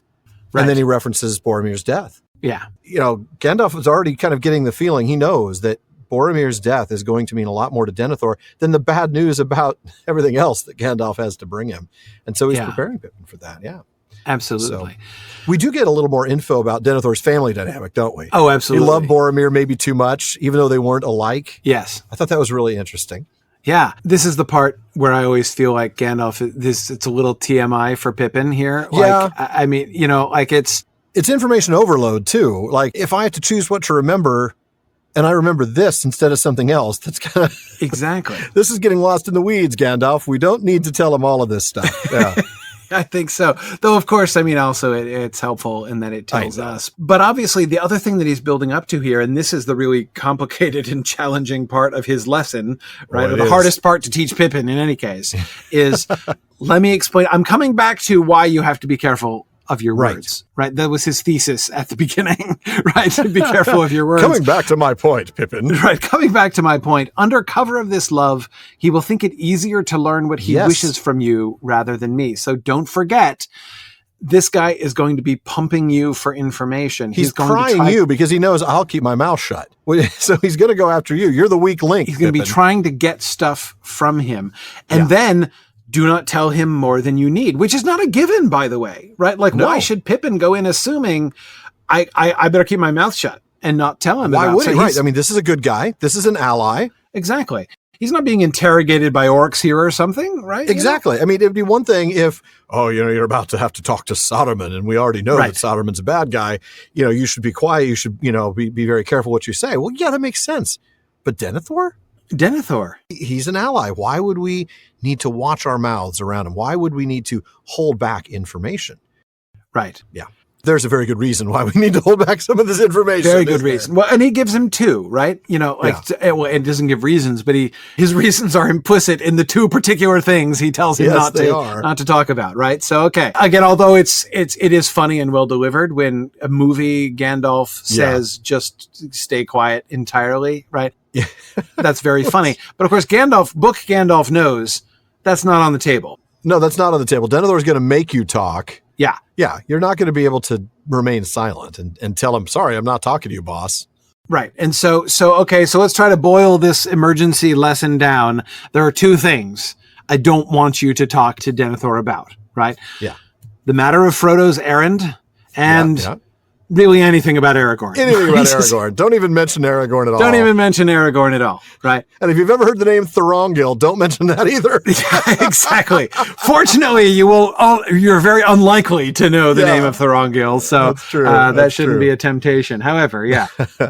But yeah, so I mean, we can see, when Pippin asks, why not? Like, it's, of course, I love that what's wrong with Strider. He's like sticking up for him, like he's offended Right. on his behalf, like as Yeah. if Aragorn's an embarrassing topic in some way. I also love that he uses the name Strider and not Yes. Aragorn. Yeah. Yeah, actually, if I were Gandalf, I might have been tempted to kind of pivot on that and be like, actually, yeah, just make sure you only call him Strider, right? If you only refer to him as Strider, then maybe we can get away with this. Maybe that's okay. Yeah, exactly. So Pippin is confused. On the one hand, again, I think he's like defending his friend, right? Yeah, yeah. As if why should Aragorn be like it's embarrassing to talk about Aragorn? Like, what are we going to pretend we don't know him? Like, is this us, denying it? What? Oh yeah, Strider never met anybody Don't know like who- that before. don't know who you're right? talking about. No, don't know who you're talking about. I mean, that seems to be his first reaction, right? But then you get this, like, here Pippin has like made the mistake of actually paying attention to at least one thing, right? Wait, he meant to come here, didn't he? Like, there's like that nugget he has retained from Rivendell, right? Okay, yeah. Now Aragorn meant to come here, and he'll be arriving soon himself. Like, what? Why can't we make with the spoilers? Yeah, what gives? Why can't we just talk to him about that? Right. Absolutely, you're right. Yeah. So yes, Gandalf insists that Aragorn should arrive unheralded by us, which is Yes. a really interesting way to express that. That is a very interesting way to express it. And I like also that he points out that Aragorn is very likely to arrive in a manner that surprises everybody. Yes. Yes. I'm particularly interested. This is one of those things. I'm sure this happens to you too. I feel like every time, especially when I read aloud or hear read, a passage from the book, I always notice something I never noticed before. All the time. This was the thing for me tonight. The not even Denethor, that no one expects not even Denethor. Really interesting that he says that, right? Because on the one hand, you would say, well, okay, of everybody in the room, Gandalf, Pippin, and Denethor should be the easiest to surprise by Aragorn's arrival if he doesn't even know that who Aragorn is or that he's coming, right? You'd think that Denethor presumably would be the last one to, twig to the, like the manner in which Aragorn is going to come. Gandalf, you would think, would be the one who would be hardest to surprise. Yeah. Right. Yeah, he knows so much, right? And then Pippin under that, because at least he knows where he is and that he's coming. He knows that his intention is to arrive. Exactly. And then Denethor, in theory, has no information about this whatsoever. And yet Gandalf says, in a way no one expects, not even Denethor, as if that would be surprising. Right? Like, if he comes in a way that even Denethor doesn't expect, that's going to be something. Whereas it should be any way that he comes would be a way that Denethor didn't expect. Would be a surprise to Denethor, especially if Pippin succeeds in not mentioning him. Yes, exactly. Which I suppose you could say maybe Gandalf is not expecting will actually occur. But in any case, I think He's not putting any money on it, that's for sure. He expresses his low confidence in Pippin's probability of success in this little mission he's Press giving him. X to doubt. Yes. But I mean, I think, though, in all seriousness, it does give a clear high estimation of his opinion of Denethor, right? Yeah, it does. Yeah. Going back to what we were talking about before about their, noticing Gandalf coming in through the gates and expecting him at his arrival is like itself this like little synecdoche, right? This little representation of like nobody takes Denethor by surprise, right? Denethor always knows. Now that I'm thinking about it, I'm coming right back to the stone. I'm coming right back to the Palantir. Right. And Gandalf's suspicion that Denethor has already used it. Exactly. I think that's exactly why Gandalf knows that Denethor's aware that Aragorn is coming. Right. Exactly. Yeah. And but that even despite all of that he might. By the way, that raises another possibility that we didn't mention, that the guards of the Citadel were standing there minding their own business, and then Denethor sticks his head out the door and says, "Hey guys, Gandalf is coming. Let him in when he comes." Right. Exactly. I saw it in my. I was watching TV and I noticed that. Couldn't help but notice on the closed circuit that Gandalf is on his way up. So, yeah. That's exactly right. Yeah. Probably not what happened, but. No, but an interesting concept. Yeah. So then I love how Gandalf laments the lack of Gondorian history classes taught in the Shire. Yeah, seriously. I mean, seriously, what? If Pippin hadn't been playing so the playing truant suggests that he is accusing him. Like, if you hadn't skipped school that day, you would know all about this, right? Like, I guess it's got to be. No, I think that's being taught in grade school in the Shire. Yeah, that sentence always goes somewhere I don't expect it to go, right? When he says there's no time to instruct you, though it might have been better. It makes me think of the passage with Merry and Pippin talking about maps. I used my time in Rivendell rather better. Yeah, exactly. I love that line. That's where I always expect him to be going with that, right? Though it might have been better if you had bothered to inform yourself before we left Rivendell, when you had, months and months to learn whatever you want. Yeah. Yeah. Yeah, and lots of people there who could have told you. But no. Instead, he links it back to his childhood in the Shire. Which hardly seems fair, but okay. It doesn't seem quite fair.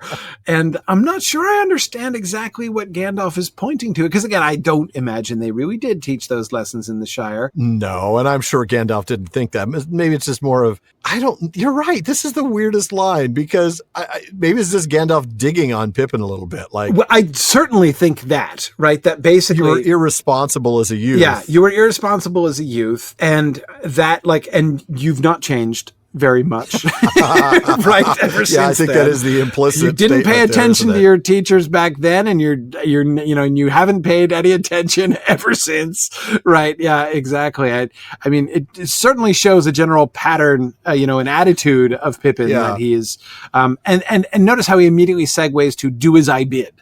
Right. I don't have time to give you the reasons. Just do what I tell you. Listen to me now. Like, you're a terrible student, Pippin, but please, shut up and listen right now. Right. Like, give me 2 minutes and listen to me, please. Right. Do as I bid. I will not say that I've ever had to say anything like this to my kids. Just right. I don't have time to give you the reasons. Just do what I'm telling you. Do as I bid. Exactly. Just do as I bid. Yes. I'm going to actually use that line, though. I think that might be more fun. Maybe my son will listen to me once or twice if I say do as I bid. Right. He may at least pause for a quizzical look if you tell him do as I bid. That's all I can ask. That might be. So yeah, just do as you're told and keep your mouth shut about Aragorn. And the way he says it, of course, is what makes it interesting. Yeah, exactly. That's where we get the explicit statement about Aragorn claiming the kingship, which takes Pippin totally by surprise, right? Yeah, that's the thing. And that's like, this is Gandalf just absolutely throwing up his hands. Like, okay, lesson over, forget it. What? You still haven't caught on to that? Okay. I can only hope. Yeah. Right. But again, the injunction that he leaves him with, if you have walked all these days with closed ears and mind asleep, wake up now.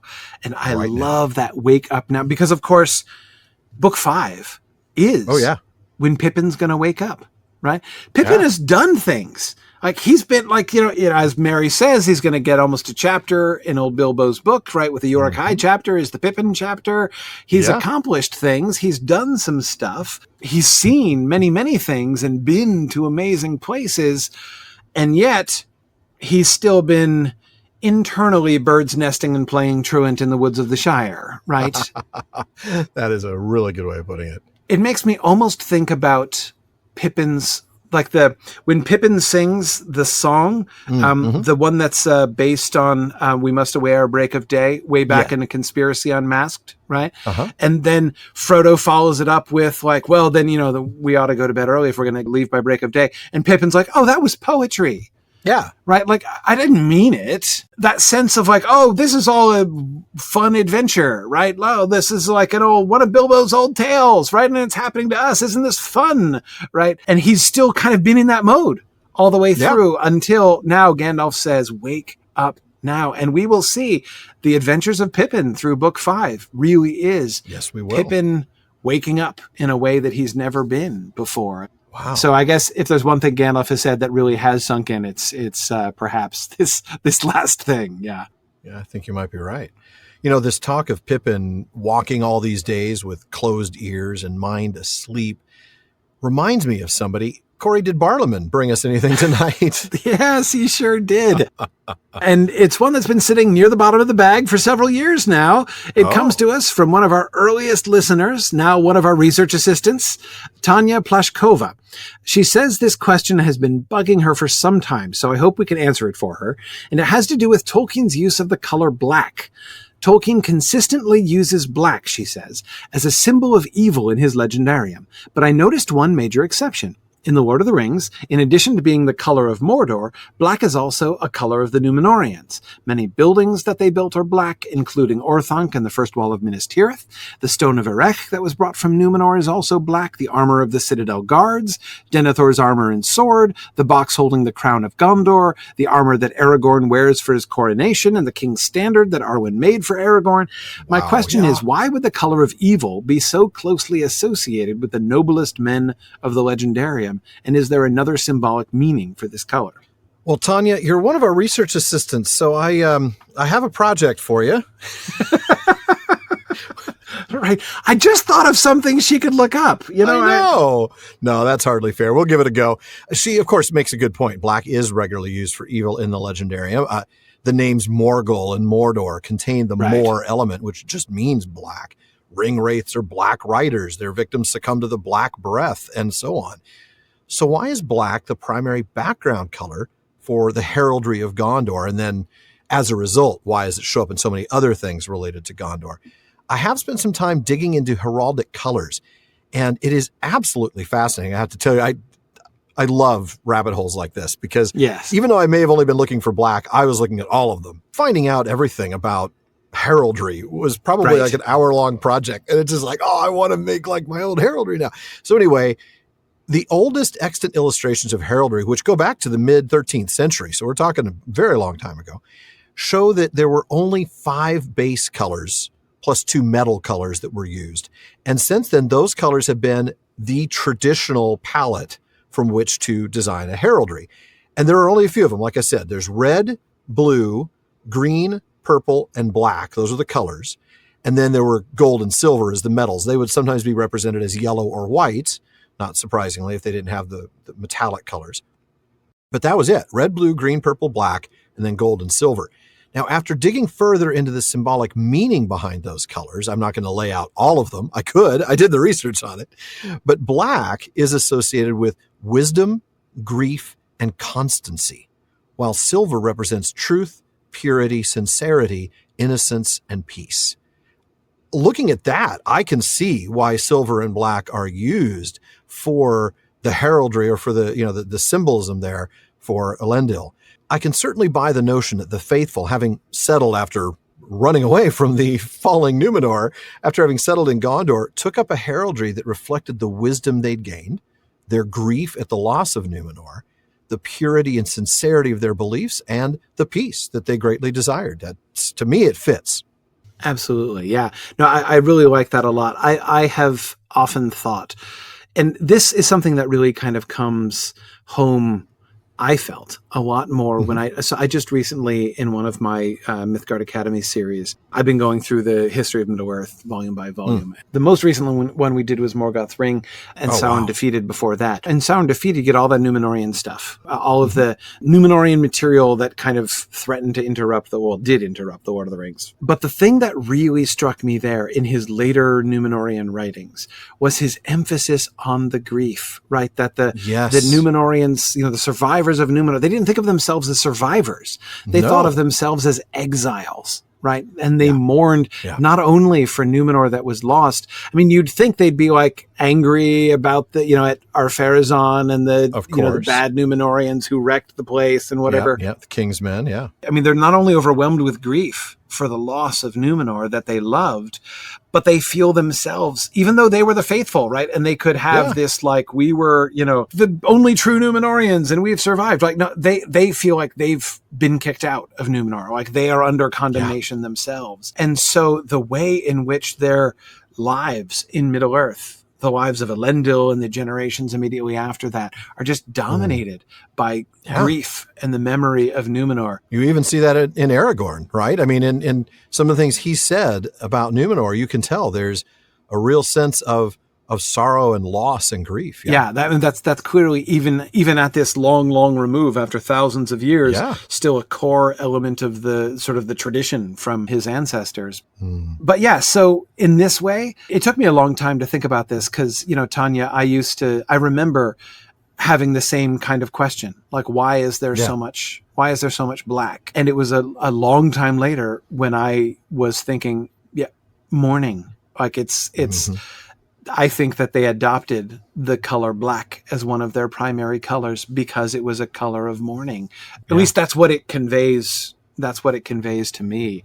And that's what it conveys traditionally in heraldry with grief. Yeah. Yeah, exactly. So, I mean, and the last thing I would add as well is that a lot of them, of course, there are many things in, Sauron's armies and whatever, things associated with the evil characters, which are literally black. But there we see a lot of the times the black stuff, right? The blackness associated with them is more metaphorical, right? Or even the external blackness is a metaphor for, like, it's really less about black as a color and more about darkness versus light. And so it's really kind of capturing this, like Morgul, which is technically like black sorcery. Again, it's not black like the color black, it's dark.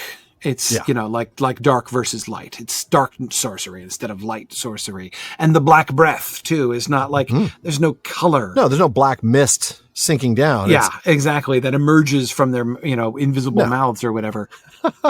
It's about the darkness, like they're breathing out darkness, and not even visible darkness, but this like spiritual dark. It puts their spirits, their hearts into a black place, a dark place, not a color black, but a darkness. Yeah. So I've always felt that the way that black is kind of deployed with the bad guys really is meant to evoke darkness than it is really about the color exactly. Right. That makes sense. I also think just aesthetically, we have to consider the fact that, especially using the silver, that it just looks good. I mean, silver on black looks great. Even if I'm not an even if I'm not a Las Vegas Raiders fan, that's still a really nice color combination. Yeah, exactly. Sorry, I mean, I'm old school. They were the Oakland Raiders before they were the Los Angeles Raiders too. Right, exactly. Yeah, no, I agree. But again, even outside of Raiders fandom, I agree that silver on black is a pretty classy look. So. It is. And very stark. You think about the way this whole city is described there and everything. There's a kind of antiquity to it, like this sort of black. It's not going to, I don't know, they have the black on silver. It's a timeless look. It is. Yeah. It goes with anything, which I know it sounds like a silly thing to say, but seriously, no, but you're right, it does. And this was very clear in the film, right? Like the Rohirrim were really locked into the green thing. Right. They had to be. Yeah. They had to be. Right. So, the green is their back. But, when you're black and silver, it's a backdrop for all kinds of things. Right. You can add any color to that palette. Yeah. Which, of course, gets added. Right. Like the blue of Dol Amroth. And again, even in the sense of like what the banner of the king meant, because there were other banners that were going to be joining under his banner and stuff. So that's true. Anyway, like I said, black and silver goes with anything. So there we go. There you go. Anyhow, do we have time for another one, Alan? Well, again, like last week, probably no, but we'll do it anyway. Rudolph H. asks about something that we probably should have addressed last week when we did our little introduction to Book 5. He writes, my question concerns the synopsis that is printed in some of the editions of the book. The one-volume 50th anniversary edition did not include the synopses. Between Fellowship and Two Towers, the synopsis mentions that the first part ends with an attack by orcs and who their masters were, information that isn't in Fellowship. The synopsis between the Two Towers and Return of the King casually mentions the Palantir that Pippin looked into as one of the 3 surviving Palantiri, something I could not find mentioned in Two Towers. Were these synopses in earlier editions, and did they always spoil a key fact before starting the newest part of the book they preceded? Corey, what do you have? This is classic. So first of all, I am very weak on the publication history, so I don't remember when those synopses, if those synopses were there in the first editions or not, or if they were introduced later on. But honestly, whether, whenever they came in, even if they weren't included into a later edition, still presumably they would be spoilers for new for new readers. But I mean, honestly, I think we're coming straight back to what's the opposite of an aversion to something? It's not exactly a love of it, right? But he's not attracted to spoilers, but he certainly is deeply, profoundly unconcerned with spoilers. Yeah. I mean, profoundly unconcerned. I mean, it goes back like the dead tree we were talking about today, he cares right? He is not for your spoilers. He cares He does not for need spoilers. spoiler tags. He doesn't need any of that. He's just going to tell you what happens. Yeah. Really, a couple very interesting observations that Rudolph made there. The first part ends with an attack by orcs and who their masters were, information that isn't in the Fellowship, right? Yeah. Right. No, exactly. On the one hand, this clearly shows us what perspective, like when Tolkien wrote these, right? Yeah, yeah. I don't know that he could have written about the 3 surviving Palantiri before he started writing, The Return of the King. I don't think he knew that there were only 3. No, he certainly didn't. So clearly those were written well after the fact. So why wasn't he more careful? Why didn't he? Because I think he doesn't care. So let's say that we're reading the synopses very carefully, and therefore we're noticing that he says one of the 3 surviving Palantiri. So we before we've read word 1 of the Return of the King, right? We've already read that the stone that Pippin looked into was one of the 3 surviving Palantiri. Right. What do we gain? Where does that place us as we begin the story? Well, of course, there's 2 things that he's spoiling. One is we've not been told really about the Palantiri much at all yet, right? No, just that little bit at the end of book 3 when Gandalf explains him to Pippin. Yeah, exactly. But Gandalf is going to explain the rest of it in the very beginning of chapter 1. So he's less spoiling than sort of preparing us for what we're going to hear. Previewing what we're going to hear. There's really only one spoiler there, and it's that there's a third one. I mean, we already know there are 2, even though we've seen one. Yes. We know that one is in communication with Sauron. So now we know where there are 2. We don't know where the third is. Right. But we're going to see pretty quickly. Denethor drops a very strong hint at the end of the next conversation, halfway through the chapter, about the Seeing Stones. So yeah, I think that's less a spoiler than anything else. I did realize something else, though, in the way Rudolph phrases the question. It sounds as though he's maybe reading this in a single volume edition, because he says between Fellowship and Two Towers, and then he says between Two Towers and Return of the King. If you look at these as individual volumes, the synopses are in the later volumes. So the synopses that's quote unquote between Fellowship and Two Towers is actually published with the Two Towers volume. So like we talked about, when did he write them? He clearly wrote them after he wrote the book that they're in. Yes. So if he writes The Return of the King, he's written books 5 and 6.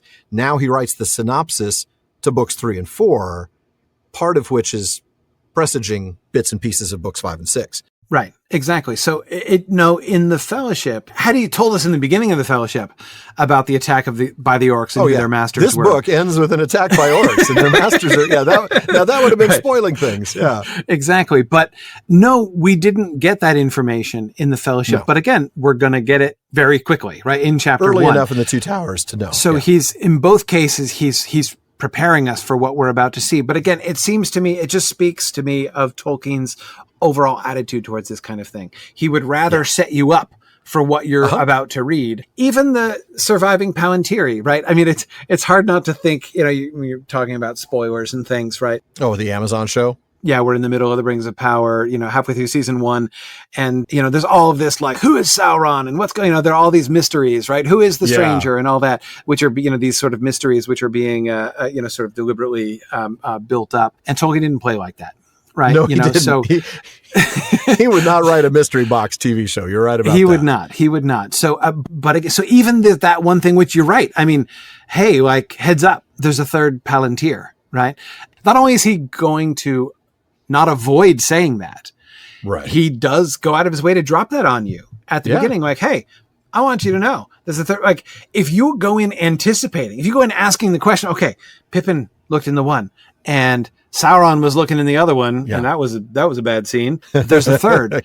I wonder where the third is, right? So if you, as you say, we're going to be told, like, we're going to get heavy hints about it. Yeah. And it's better, like, the effect that Tolkien is looking for in his story. Denethor, whips out the Palantir, right, on his pyre. Yeah. I think that if we respond to that by saying, what? Oh my goodness. Like, I am reeling back in shock and surprise at Denethor having one of the, then like Tolkien's effect has failed. Like, that's not what he wants, how he wants us to respond. You've been walking all this time with mind asleep. Yeah. Exactly. Yeah. And you should have woken up a long time ago, right? So before. That's not the effect that he's looking for there. That should be the like, yes. The confirmation of what you had really pretty much already concluded. Yes, that which we had foreboded, that which we, had all of this reason to dread. We now see the confirmation of, that which that's the kind of effect that Tolkien goes for 9 times out of 10. Very, very rarely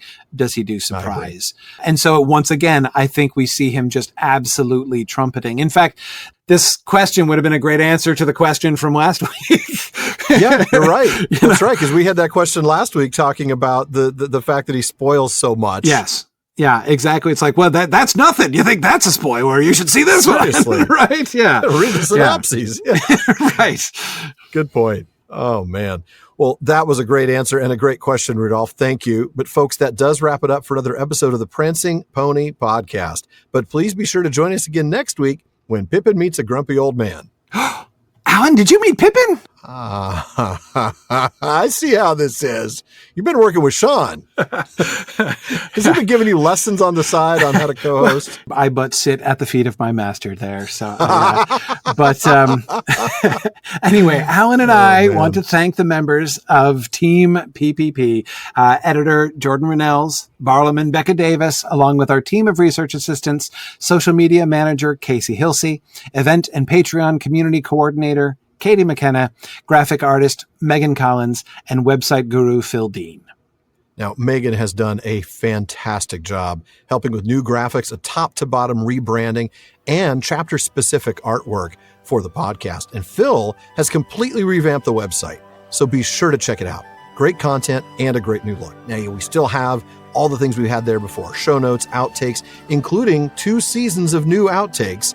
We've also got the Prancing Pony Ponderings and our online storefront where you can get all kinds of PPP merch, including, I hope by now, the stuff that reflects the new graphics. There you go. And you also want to visit the library page. The Prancing Pony Podcast is first and foremost a podcast about the books. So if you're interested in the book we've mentioned on the show, you'll find a link for it in our library. We do get a small amount of compensation when you make your purchase, and we thank you for that. Indeed, we do. Now, we also want to thank our patrons at the Círdan's contribution tier.